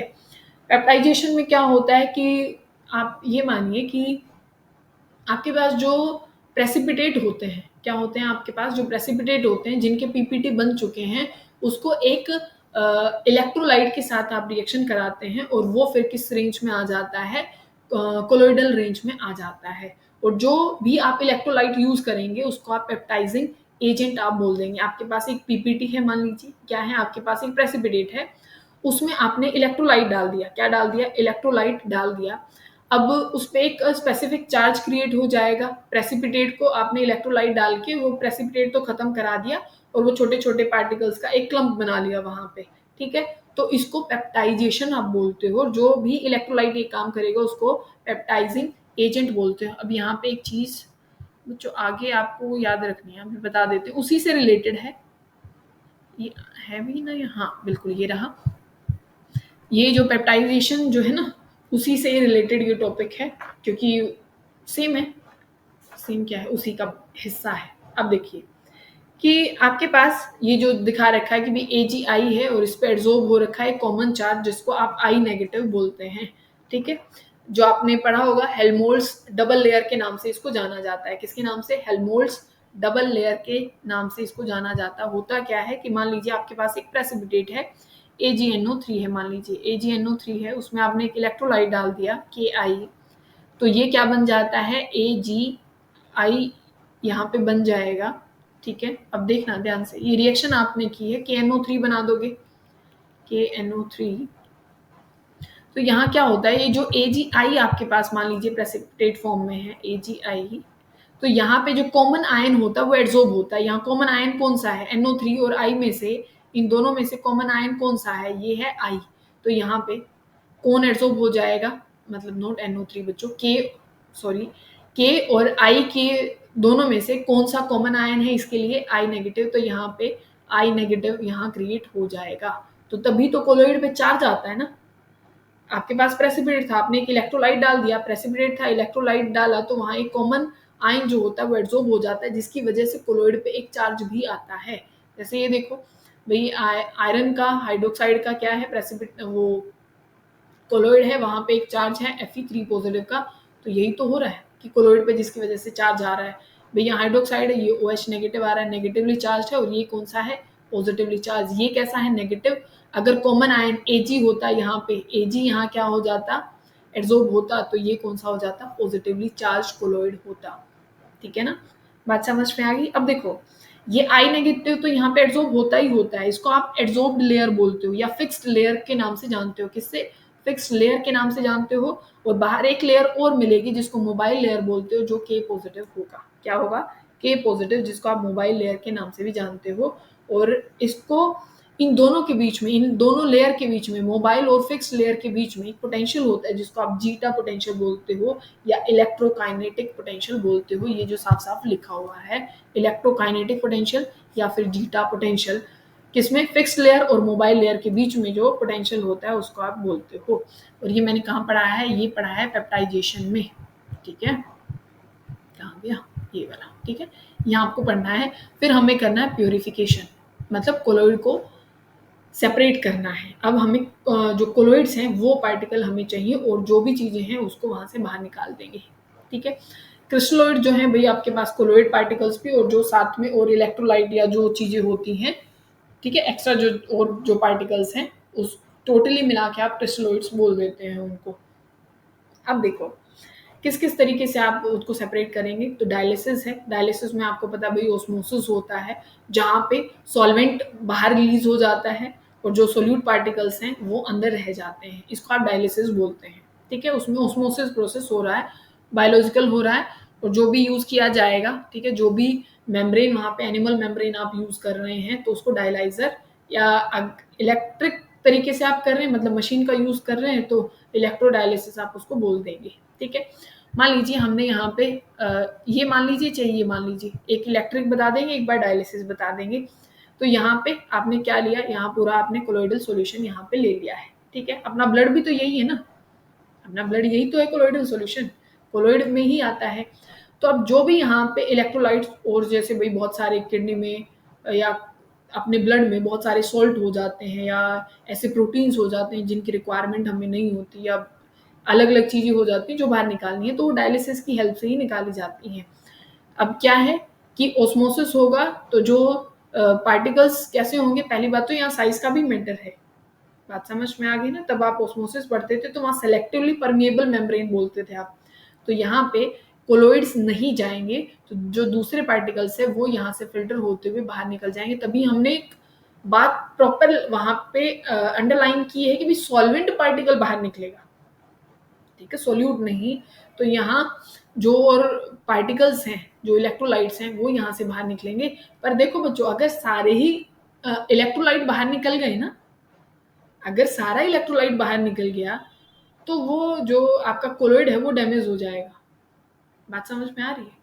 मैंने अभी ऊपर समझाया कि भाई आपके पास एक प्रेसिपिटेट था, ठीक है, उसमें आपने एक प्रॉपर अमाउंट ऑफ इलेक्ट्रोलाइट डाला, तो वो कोलोइडल रेंज में आ गया, वो एक प्रॉपर सॉल्यूशन बन गया।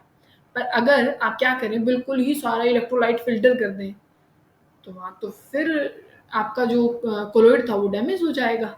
ठीक है, तो सारे इलेक्ट्रोलाइट भी बाहर नहीं निकालने, तो वो भी एक प्रॉपर तरीके से कंसंट्रेशन से डायलिसिस तब करते हैं, तब की जाती है। ठीक है ना, तो यहाँ इलेक्ट्रोलाइट और ये सब कुछ बाहर निकल जाएगा, कोलोइडल पार्टिकल अंदर रह जाएंगे, वो बाहर नहीं निकलेंगे।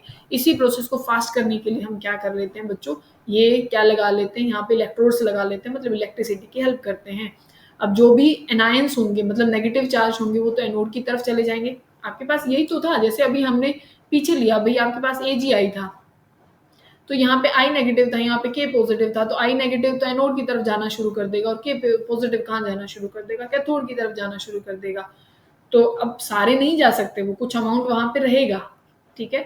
तो जो इम्प्योरिटीज़ हैं वो आप किसी हद तक वहाँ से निकाल देंगे, और जो भी यहाँ एक्स्ट्रा पार्टिकल होंगे बच्चों, जैसे हमारे ब्लड में हो जाते हैं और जो भी है वो सारा यहाँ से फ़िल्टर हो जाएगा, क्योंकि उनके साइज़ में भी डिफ़रेंस होता है, ठीक है? इलेक्ट्रोडायलाइज़र फिर, या फिर आप अल्ट्रा फ़िल्ट्रेशन की बात करते हो। अल्ट्रा फ़िल्ट्रेशन में आ जाता है सारा साइज़ कंसेप्ट, किसका साइज़ का कंसेप्ट रहता है, क्योंकि अब देखो कोलॉइड का मुझे ये पता है कि भई वो एक स्पेसिफिक साइज़ से, भई उसका मान लो हमें ये पता है कि भई किसी का 5 नैनोमीटर साइज़ है। तो इस पोर का साइज़ क्या कर दो, इतना मत रखो, भई 5 नैनोमीटर इसका रखा तो वो सारे चले जाएँगे, इसको और छोटा कर दो। वो कैसे चले जाएँगे? वो ऊपर ही रह जाएँगे ना। तो वही अल्ट्रा फ़िल्ट्रेशन में किया गया है, ठीक है? यहाँ पे आप क्या करते हैं, कोलॉइडल पार्टिकल को ही क्या करते हैं, सेपरेट करते हैं। क्या करते हैं, एक सॉल्वेंट का यूज़ करके, क्या है, फ्रॉम द सॉल्वेंट, सॉल्वेंट से करेंगे, और जिसमें क्या होगा, and soluble solute present in the colloidal solution, ठीक है? तो ऑल ओवर आप एक कैसा लेंगे, एक फ़िल्टर पेपर मान लीजिए आपने ले लिया, ठीक है? क्या आपने लिया है, एक फ़िल्टर, ऑर्डिनरी फ़िल्टर पेपर भी आपने ले लिया, पर उसके पोर्स क्या हैं, बहुत बड़े-बड़े हैं। पर आप क्या करेंगे, आपको वहाँ से फ्लो को रोकना है उस पार्टिकल के, तो आप क्या करते हैं कि 4% सॉल्यूशन किसका, नाइट्रोसेल्युलोज़ का, 4% सॉल्यूशन ऑफ नाइट्रोसेल्युलोज़, किसमें, mixture of alcohol and ether, 4% नाइट्रोसेल्युलोज, किसका, अल्कोहल और ईथर का, आप उसमें अगर डिप कर देते हैं तो पोर साइज कम हो जाता है। पर उसको मान लीजिए आप ड्राई करेंगे, और उसी को क्या करने के लिए, परमानेंट करने के लिए, उस पोर साइज को परमानेंट करने के लिए आप उसको किस में डिप कर देते हैं, फॉर्मेल्डिहाइड में। ये तो करना ही करना है, 4% नाइट्रोसेल्युलोज, अल्कोहल, ईथर, पर उसको परमानेंट करने के लिए फॉर्मेल्डिहाइड में डाल देंगे। तो जो ऑर्डिनरी फिल्टर पेपर था उसका साइज बहुत कम हो गया उसके पोर्स का, तो अब यहाँ से कोलॉइड तो नहीं जा सकते, और जो भी पार्टिकल्स वहाँ पे क्या होंगे, प्रेजेंट होंगे, वो वहाँ से चले जाएंगे, चाहे ट्रू सॉल्यूशन के हों या कुछ भी हों, पर कोलॉइड वहाँ से फिल्टर नहीं होगा, ठीक है? तो ऐसे भी आप सेपरेट कर लेते हैं।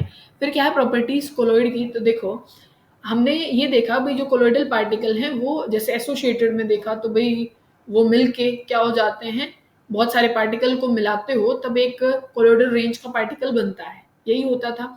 तो कोलॉइडल पार्टिकल जो प्रॉपर्टी होती थी वो तो नंबर ऑफ पार्टिकल्स पे, नंबर ऑफ सोल्यूट पार्टिकल्स पे डिपेंड करती थी। तो अब नंबर ऑफ पार्टिकल अगर कम हो गए, क्योंकि नंबर कम हो गया ना, बहुत सारे मिलके एक पार्टिकल बन रहा है, तो नंबर तो कम ही हो गया, तो कोलिगेटिव प्रॉपर्टीज भी क्या हो जाती है, कम हो जाती है। तो आपसे पूछा जाता है कोलॉइडल जो सॉल्यूशन होता है उसकी कोलिगेटिव प्रॉपर्टी बढ़ती है कि घटती है, तो घट जाती है बच्चों, ठीक है? फिर टिंडल इफेक्ट है। टिंडल इफेक्ट आपको पता होगा कि भाई जैसे एक स्कैटरिंग वाला जो सारा सिस्टम आ जाता है कि लाइट को जो पूरा क्या कर देता है, स्कैटर कर देता है। आप तब ट्रैवल भी करते हैं तो नॉर्मल बात है कि यहाँ जितने भी जो डस्ट पार्टिकल हैं वो कोलॉइडल रेंज के होते हैं, तो वो लाइट को क्या कर देते हैं, स्कैटर कर देते हैं, वो फैला देते हैं वो पार्टिकल सारी जगह पे। तो आपने एक एग्जाम्पल देखा होगा हमेशा ही कि भाई एक कमरा है अंधेरा उसमें है, पर वहाँ एक छोटा सा एक मतलब छेद सा वहाँ पे हो, और वहाँ से तब लाइट आती है तो एक कोन आपको ऐसे बनता हुआ नज़र आता है, और वहाँ छोटे-छोटे वो पार्टिकल्स भी नज़र आते हैं जिसकी वज़ह से वो लाइट स्कैटर होती है। कभी इतनी लाइट नहीं आती, वो स्कैटर हो जाती है, ठीक है?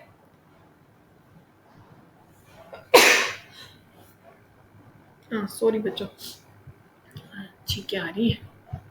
अब देखो, अब टिंडल इफेक्ट मतलब ये कौन शो कर सकता है, ये कब शो हो सकता है? अब देखो कि जो डायमीटर होगा डिस्पर्स्ड पार्टिकल्स का, जो ये पार्टिकल क्या कर रहे हैं, लाइट को डिस्पर्स्ड कर रहे हैं, वो ज़्यादा छोटा नहीं होना चाहिए। किसके कंपैरिजन में, जो वेवलेंथ आप यूज़ कर रहे हो लाइट की, उसके कंपैरिजन में साइज़ छोटा नहीं होना चाहिए ज़्यादा, ठीक है? और जो रिफ्रैक्टिव इंडेक्स होना चाहिए डिस्पर्स्ड फेज़ का और डिस्पर्जन मीडियम का, वो क्या होना चाहिए, ज़्यादा उनके बीच में डिफरेंस होना चाहिए, ठीक है? जो ऊपर वाला था कि डायमीटर और वेवलेंथ में तो ज़्यादा फ़र्क नहीं होना चाहिए, पर रिफ्रैक्टिव इंडेक्स में जो अपना डिस्पर्स्ड फेस और मीडियम है, उसके मैग्नीट्यूड में डिफरेंस होना चाहिए, ठीक है? रिफ्रैक्टिव इंडेक्स की बात समझ में आ गई ना?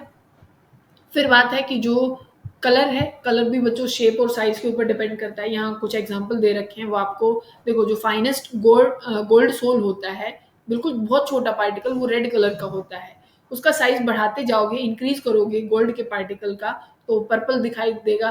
फिर और ज़्यादा पार्टिकल बड़ा साइज़ कर दोगे, फिर वो ब्लू दिखाई देगा, और जो बिल्कुल जो हमें दिखाई देता है, क्योंकि वो बहुत बड़ा पार्टिकल है, तभी वो गोल्डन दिखाई पड़ता है। बिल्कुल छोटा पार्टिकल देखोगे ना गोल्ड का तो कैसा है, रेड है, फिर वो कैसा हो जाता है, पर्पल हो जाता है, फिर थोड़ा और बड़ा करते हो तो ब्लू हो जाता है, देन वो आपको गोल्ड दिखाई पड़ता है।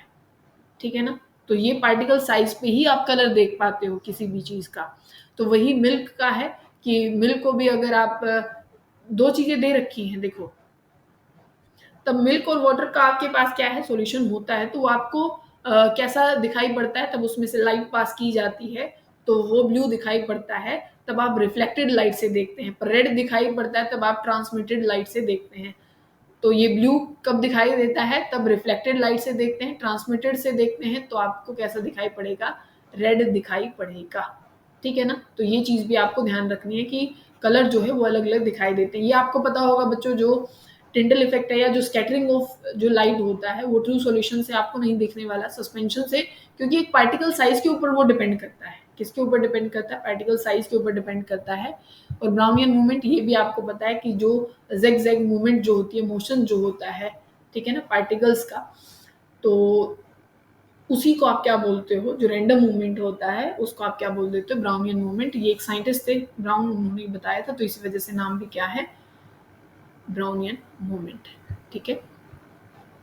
अब ये और याद रखना है कि आपसे पूछ लिया जाता है भाई ये पॉजिटिव कोलॉइड है या नेगेटिव कोलॉइड है। जितने भी आपके हाइड्रेटेड, मतलब जो ऑक्साइड जितने भी आपको मिल जाएंगे, ठीक है, मेटालिक जो ऑक्साइड आपको मिल जाएंगे वो सारे पॉजिटिवली चार्ज आपको मिलेंगे। ये इस फॉर्म में जितने भी मिलेंगे ना, ठीक है, तो ये सारे क्या मिलने वाले हैं आपको, पॉजिटिव। और जो बेसिक डाइज हैं जिनका नेचर बेसिक है या मिथाइलिन ब्लू है, ये एग्जांपल दे रखा है, तो ये कैसे हैं बच्चों, ये भी पॉजिटिवली चार्ज हैं। ब्लड हीमोग्लोबिन जो है वो पॉजिटिवली चार्ज है, और जो ऑक्साइड होंगे जैसे TiO2 मेटल में, वो आपको क्या मिल जाएंगे, वो पॉजिटिवली चार्ज। नेगेटिव क्या है, जो मेटल्स हैं, सिर्फ जो मेटल्स हैं वो नेगेटिवली चार्ज हैं। सल्फाइड्स जो है, जैसे हमने यहाँ पे क्या बोले थे, हाइड्रेटेड फॉर्म है, वो पॉजिटिवली चार्ज है। जो सल्फाइड्स हैं वो आपके पास क्या नेगेटिवली चार्ज हैं। जैसे यहाँ बेसिक डाई पॉजिटिव थी, एसिडिक डाई क्या हो जाती है, नेगेटिव हो जाती है। और जो अपना ऑर्गेनिक जितने भी हैं वो कैसे हैं, नेगेटिवली चार्ज हैं। जैसे स्टार्च है, गम है, जेलेटिन है, ये सारा नेगेटिवली कोलोइड्स आपके पास हो जाएगा। ठीक है, ये अभी हमने पढ़ लिया था। फिर आपके पास ये, अच्छा, कोएगुलेशन और ये सारा सब कुछ ओके। यहाँ एक इम्पोर्टेंट टॉपिक आ जाता है बच्चों, जिसको फ्लॉक्यूलेशन, हार्डी-स्यूल्स रूल जिसको आप बोलते हैं। ठीक है। अब मान लीजिए आपको इनको डैमेज कराना है, मैं ये बोलूँ कि अब भाई जो आपने बनाया है ना, ये सारा जो कोलोइड्स बनाए हैं, अब उनको आप कोएगुलेट कर दीजिए, मतलब कि उनको डैमेज कर दीजिए। ठीक है। तो आप कैसे करेंगे, जो इलेक्ट्रोफोरेसिस, हमें क्या इलेक्ट्रोफोरेसिस पढ़ा बच्चों, नहीं पढ़ा ना, चलो अभी बता देंगे फिर। इलेक्ट्रोफोरेसिस मतलब जैसे कैटाफोरेसिस, एनाफोरेसिस दो होते हैं।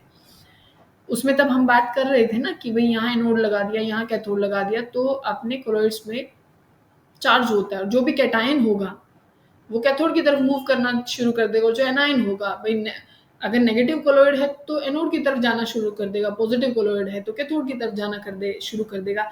इसी को तो आप क्या बोलते हो, इलेक्ट्रोफोरेसिस बोलते हो। क्या बोलते हो, इलेक्ट्रोफोरेसिस बोलते हो। जिससे ये पता लगा था हमें कि भाई अच्छा कोलॉइड पे चार्ज भी होता है, इसी से प्रूफ हमने किया था। अब देखो यहीं पे हम इसकी कोएगुलेशन कर रहे हैं इलेक्ट्रोफोरेसिस के थ्रू, क्योंकि मान लीजिए वो किसी इलेक्ट्रोलाइट में था, उसके ऊपर एक चार्ज है स्पेसिफिक, तो उसने तो क्या है, किसी तरफ जाना शुरू कर दिया ना, एक तरफ जाना शुरू कर दिया और एक इलेक्ट्रोड पे वो इकट्ठा हो गया, तो हमने उसको कोएगुलेट कर लिया या फ्लोक्यूलेट कर लिया, इकट्ठा कर लिया वहां पे। ठीक है, तो हमने डैमेज कर दिया ना, जो वो इलेक्ट्रोलाइट या जिस चीज के साथ था उसको तो हटा दिया वहां से, और वो एक पार्टिकल को अलग कर लिया। ठीक है ना, बहुत सारे अब मिला दिए ना, वो तो सस्पेंशन में आ जाएगा। मान लीजिए बहुत सारा आपने इलेक्ट्रोड पे इकट्ठा कर लिया तो आप उसको डैमेज कर देंगे। ठीक है ना। तो इलेक्ट्रोफोरेसिस में ये आपने पढ़ा, और ये हम बात कर रहे हैं किसकी, जो ये चीज़ मैंने आपको पहले ही पढ़ाई थी, अगर ऑस्मोसिस आप बहुत ज़्यादा कर देते हैं कि भाई इतना फिल्टर कर दें कि सारा इलेक्ट्रोलाइट बाहर निकाल दें, तो आपके पास कोलोइड बचेगा नहीं, है ना। तो अब बात जो है कोएगुलेशन, प्रेसिपिटेशन या फिर फ्लोक्यूलेशन की। ठीक है। अब वो आपको देखना है कि क्या होता है। वही है कि सेटलिंग करनी हमें कोलॉइडल पार्टिकल की, मतलब उनका भी अब प्रेसिपिटेशन करना है, कोएगुलेशन करनी है, उसको आप बोल देते हो कोएगुलेशन या प्रेसिपिटेशन या फ्लोकुलेशन, ठीक है। जितना ज़्यादा, मान लीजिए आपके पास एक पॉजिटिवली चार्ज कोलॉइड है, ठीक है, क्या है आपके पास एक पॉजिटिवली चार्ज कोलॉइड है, तो उसको जो कोएगुलेट करेगा वो नेगेटिवली कर देगा, ठीक है, नेगेटिव कोई चार्ज होगा। तो नेगेटिव में जितना ज़्यादा नेगेटिव चार्ज होगा उतना उस सब्सटेंस की कोएगुलेटिंग पावर ज़्यादा होगी। जैसे मान लीजिए आपके पास एक पॉजिटिव कोलॉइड है, तो उसको उसकी कोएगुलेशन करने के लिए एक नेगेटिवली चार्ज कोई इलेक्ट्रोलाइट आएगा। तो एक तो मान लीजिए मैंने बोला आपके पास है SO4 2 नेगेटिव, एक है Cl नेगेटिव और एक है PO4 3 नेगेटिव। तो ज़्यादा कोएगुलेशन कौन करेगा? जिसके ऊपर जितना ज़्यादा नेगेटिव चार्ज, उसकी फ्लोकुलेटिंग पावर या उसको कोएगुलेशन पावर उतनी ज़्यादा। यही हार्डी-सूल्ज़ रूल कहता है। क्या कहता है? हार्डी-सूल्ज़ रूल यही आपको बताता है। ये यहीं कहीं है, ये रहा। कहाँ लिखा है? ये रहा, ठीक है बच्चों। जितना ज़्यादा अगर नेगेटिवली चार्ज होगा तो उसको उतना पॉजिटिवली चार्ज क्या कर देगा? कोएगुलेट कर देगा। ये अपना स्टेट में पूछा गया है क्वेश्चन, इंपॉर्टेंट है, ठीक है। आपके पास मान लीजिए नेगेटिवली चार्ज है, तो जितना ज़्यादा पॉजिटिव चार्ज किसी चीज़ पे होगा, जैसे यहाँ एल्यूमिनियम पे 3 पॉजिटिव चार्ज है, तो इसकी कोएगुलेटिंग पावर ज़्यादा होगी कंपैरिजन टू जिसके पास 2 पॉजिटिव है या 1 पॉजिटिव चार्ज जिसके पास है। तो जो आप मान लीजिए कोलॉइड खराब करना चाह रहे हैं, तो एक तो मैंने बोला आप इलेक्ट्रोफोरेसिस कर दीजिए। अब 2 को मिला दीजिए, भई एक पॉजिटिव और एक नेगेटिव है, वो अपने आप खत्म हो जाएगा। आपके पास कोलॉइड पॉजिटिवली चार्ज है, उसमें नेगेटिव चार्ज कोई ऐड कर दीजिए, जो अभी हम कर रहे हैं, या उसको क्या कर दीजिए, बॉयल कर दीजिए। क्या कर दीजिए? बॉयल कर दीजिए, तो डिस्पर्स्ड फेज और मीडियम में गड़बड़ आ जाएगी, ठीक है। मीडियम मान लीजिए उसका बॉइलिंग पॉइंट कम हो, वो उड़ जाए, तो वेपर वो तो नहीं बचा ना अपने पास, क्योंकि कोलॉइड 2 ही चीज़ों से बनता है, डिस्पर्स्ड फेज होगा, एक मीडियम होगा, वो तो नहीं बचा। या फिर हमने जो बहुत ज़्यादा डायलिसिस कर दी कि भाई इलेक्ट्रोलाइट भी फ़िल्टर करा दिया, या फिर हम कोई अपोजिटली चार्ज इलेक्ट्रोलाइट मिला दें, तो भी कोएगुलेशन हो जाएगी, जो कि अभी हम कर रहे थे, ठीक है। फिर आपके पास था कोएगुलेशन, या जो आप लायोफिलिक सोल को अगर आप क्या करें, उसकी कोएगुलेशन करें, तो कैसे-कैसे कर सकते हैं। या तो इलेक्ट्रोलाइट ऐड कर दीजिए, या फिर एक कोई सॉल्वेंट ऐसा ऐड कर दीजिए जिसकी वजह से उसकी कोएगुलेशन हो जाए। जैसे क्या बोला गया है कि भई जो सॉल्वेंट कौन-कौन से, अल्कोहल, एसीटोन, वो क्या है, हाइड्रोफिलिक सॉल्ट में क्या कर दी जाएँ, ऐड कर दी जाएँ, तो वो क्या कर देते हैं, डिहाइड्रेशन कर देते हैं उस फ़ेज़ की, ठीक है ना? जो भी सब्सटेंस वहाँ पे है, तो वहाँ डिहाइड्रेशन कर देते हैं। या फिर आप जैसे मैंने कहा इलेक्ट्रोलाइट मिला दीजिए, और किसी भी चीज़ को अगर आप डिस्टर्ब कर देते हैं, जैसे अभी हमने अल्कोहल और एसीटोन को मिला के डिहाइड्रेशन कर दिया डिस्पर्स्ड फ़ेज़ का, ठीक है ना? तो भी वो डिस्टर्ब हो गया, कोलॉइड तो खराब हो गया ना। तो इन तरीकों से आप क्या कर सकते हैं, जो लायोफिलिक भी है, जो सबसे स्टेबल था, उसको भी आप वहाँ से डैमेज कर सकते हैं। उसको भी आप मतलब पार्टिकल साइज़ को खराब कर दीजिए, अपने आप कोलॉइड खराब हो जाएगा, ठीक है। अब प्रोटेक्शन क्या होता है कोलॉइड का, कि भई कैसे बचाया जाए? जैसे लायोफोबिक जो होता है, लायोफिलिक ज़्यादा स्टेबल है कंपैरिज़न टू लायोफोबिक के। तो आपके पास लायोफोबिक जो कोलॉइड्स हैं मान लीजिए, तो उनके, ये एक लायोफोबिक कोलॉइड है, तो इसके चारों लायो जो फिलिक कोलॉइड है, उसको आप अगर लगा देते हैं, तो फिर इसको प्रेसिपिटेट करना थोड़ा-सा मुश्किल हो जाता है। तो ये प्रोटेक्शन होती है कि लायोफोबिक है, उसके चारों ओर आपने लायोफिलिक लगा दिया, इसको गोल्ड नंबर बोला जाता है बच्चों। क्या बोला जाता है कि देखो कोई यूँ पूछे कि भई कौन कितना अच्छा मतलब प्रोटेक्शन करने प्रोटेक्टिव कोलॉइड कौन अच्छा होगा? जिसका गोल्ड नंबर कम होगा, जिसका गोल्ड नंबर कम होगा। गोल्ड नंबर क्या था? जैसे अभी मैं नॉर्मल बता रही हूँ कि क्या, कि कितने नंबर ऑफ अपने पास लायोफिलिक सोल चाहिए। अब लायोफिलिक अगर उसने 3-4 मॉलिक्यूल में ही प्रोटेक्ट कर दिया, ठीक है? मान लो एक तो हम यूँ कहें कि भई इस घर की ना प्रोटेक्शन करानी है, तो एक आदमी कह रहा है कि भई ये 3 आदमी कर लेंगे, ठीक है? और एक ने 10 भेज दिए, वो तभी भी प्रोटेक्ट नहीं हो पा रहा, तो आप किसको अच्छा कहेंगे? भई वो एजेंसी 3 आदमी भेजे थे, उसने घर बिल्कुल प्रोटेक्ट था, कोई गड़बड़ नहीं हुई, ठीक है? तो यही कि गोल्ड नंबर जितना कम, उतना वो अच्छा मतलब क्या कहलाएगा? प्रोटेक्टर कहलाएगा, वो अच्छा प्रोटेक्टिव कोलॉइड कह पाएगा, ठीक है ना? और फिर आपको क्या पढ़ना है, इमल्शन है, यहाँ से भी क्वेश्चन एस्टेट में पूछा गया है। ठीक है। इमल्शन क्या होता है? इमल्शन लिक्विड और लिक्विड तब मिला दिए जाते हैं तो कोलॉइड रेंज में आता है। मतलब डिस्पर्स्ड फेज भी लिक्विड होता है, डिस्पर्जन मीडियम भी होता है, जिसमें मिल्क एक एग्जाम्पल होता है। दो तरीके के क्या होते हैं? इमल्शन होते हैं। एक तो क्या होता है बच्चों, पानी में अगर आप ऑयल मिला देते हैं, जो ऑयल है डिस्पर्स्ड इन वाटर, मतलब पानी में क्या मिलाया जाए? ऑयल। पानी आपका ज्यादा है और उसमें क्या मिला दिया जाए? ऑयल। फिर क्या होता है कि ऑयल तो आपका डिस्पर्स्ड मीडियम है और उसमें क्या मिला दिया जाए? पानी। तो ये क्या है? OW या WO, इस तरीके से आप दिखाया जाएगा वहां पे। अगर आप पानी में ऑयल की बात करें तो उसका एग्जाम्पल होता है वैनिशिंग क्रीम और मिल्क। कौन कौन सा? वैनिशिंग क्रीम, ये रहा जैसे मिल्क और वैनिशिंग क्रीम, ये किसके एग्जाम्पल हैं कि पानी में क्या है? ऑयल है। और अगर आप किस चीज की बात करते हैं जो इसका अपोजिट, कि ऑयल में क्या मिलाया गया है? पानी। यहाँ पे बटर है, जैसे क्रीम है, और जो ऑयल है वो इसका एग्जाम्पल आ जाता है। ठीक है, ये जैसे दे रखा, बटर, क्रीम या ऑयल जो है वो इसके एग्जाम्पल हैं। ठीक है। कई बार ये क्या हो जाते हैं? अनस्टेबल हो जाते हैं, तो स्टेबलाइजर्स चाहिए होते हैं, जिनको आप एमल्सिफाइंग एजेंट्स बोलते हो। यहाँ से क्वेश्चन पूछा गया बच्चों, ये यहाँ से बहुत सारे क्वेश्चन पूछे गए हैं तो इसी वजह से इंपॉर्टेंट है। एमल्सिफाइंग एजेंट, तो आपसे पूछा गया था कि भाई OW का एमल्सिफाइंग एजेंट बताइए, या पूछा जाए WO का, ये तो OW है, WO का एमल्सिफाइंग एजेंट बताइए, तो ये क्वेश्चन आपसे पूछे गए थे। तो यहाँ पे देखो, अगर इसका पूछा जाए तो यहाँ पे कौन है? इसका है प्रोटीन, गम, नेचुरल सिंथेटिक सोप जो होते हैं। तो ये यहाँ से बात पूछी गई थी, सिंथेटिक सोप भाई जो एमल्सिफाइंग एजेंट किसका है? OW का है या WO का है?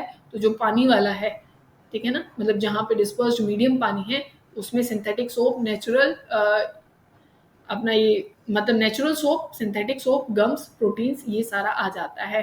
और जो अपना ये है लॉन्ग चेन एल्कोहल और लंप ब्लैक और फैटी एसिड्स, ये सारा किसके हैं? मतलब ये ऑयल ज्यादा है ना, तो देखो fatty acid, long chain alcohol और लंप ब्लैक, ये इसके एमल्सिफाइंग एजेंट है जो इसको क्या करते हैं? स्टेबलाइज करते हैं। ठीक है। अगर आप इसको, जो अपने पास क्या है, इमल्शन है, अगर इसको भी खराब करना हो, आपको डिस्टर्ब करना हो, तो इसकी क्या कर दीजिए? हीटिंग कर दीजिए, फ्रीजिंग कर दीजिए, या फिर एक मीडियम को बढ़ा दीजिए, जैसे मैंने पानी बहुत ज़्यादा मिला दिया या फिर ऑयल बहुत ज़्यादा मिला दिया।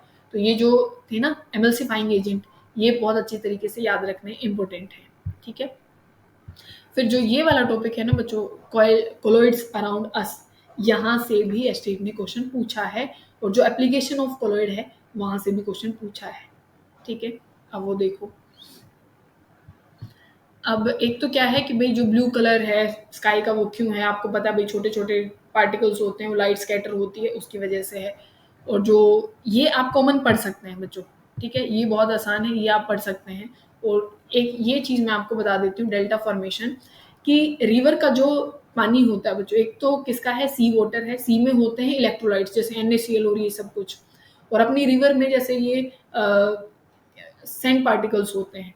तो सैंड पार्टिकल्स तो नॉर्मल है भाई, तब तक वो एक नॉर्मल पार्टिकल्स था, पर जैसे ही रिवर वाटर और सैंड अपना सी वाटर मिलता है, रिवर वाटर और कौन सा अपना सी वाटर जो मिलते हैं, तो यहाँ पे डेल्टा फॉर्मेशन होती है, क्योंकि ये एक सैंड पार्टिकल्स था, सैंड पार्टिकल और यहाँ पे इलेक्ट्रोलाइट मिलते हैं, तो वो कोएगुलेट होना शुरू हो जाते हैं। वो क्या है? कोएगुलेट, वो पार्टिकल मिलते जाते हैं और वो ऐसे क्लम्प सा बनाना शुरू कर देते हैं, तो इसको डेल्टा फॉर्मेशन बोलते हैं।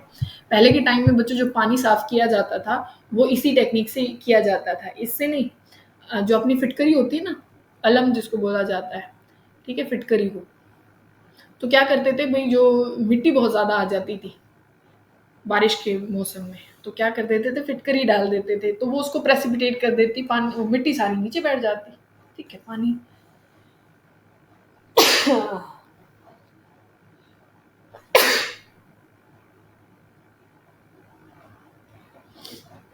तो पानी क्या हो जाता बच्चों? ऐसे साफ हो जाता। ठीक है। फिर यहाँ से एक बार बताते हैं कि जो क्वेश्चन क्या पूछा गया था इस पैराग्राफ से।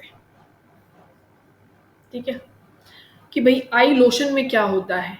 ठीक है, ये रहा, एरगायरोल होता है जो सिल्वर का सोल होता है।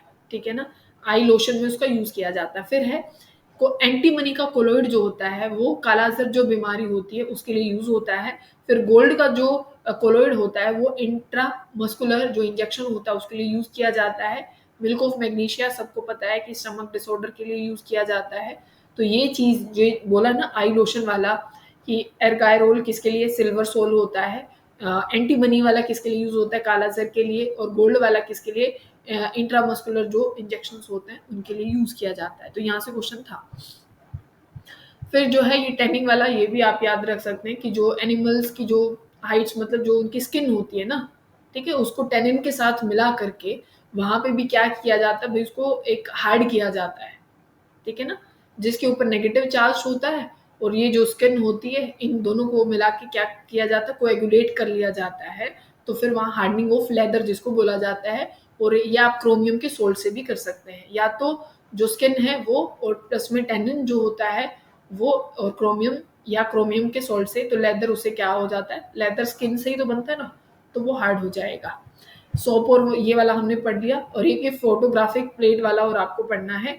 इसमें क्या मतलब यूज क्या किया जाता है, सिल्वर ब्रोमाइड और जेलेटिन यूज किया जाता है, सिल्वर ब्रोमाइड और जेलेटिन ग्लास प्लेट के ऊपर या जो सेलुलोइड जो फिल्म्स होती है उसके ऊपर, ठीक है।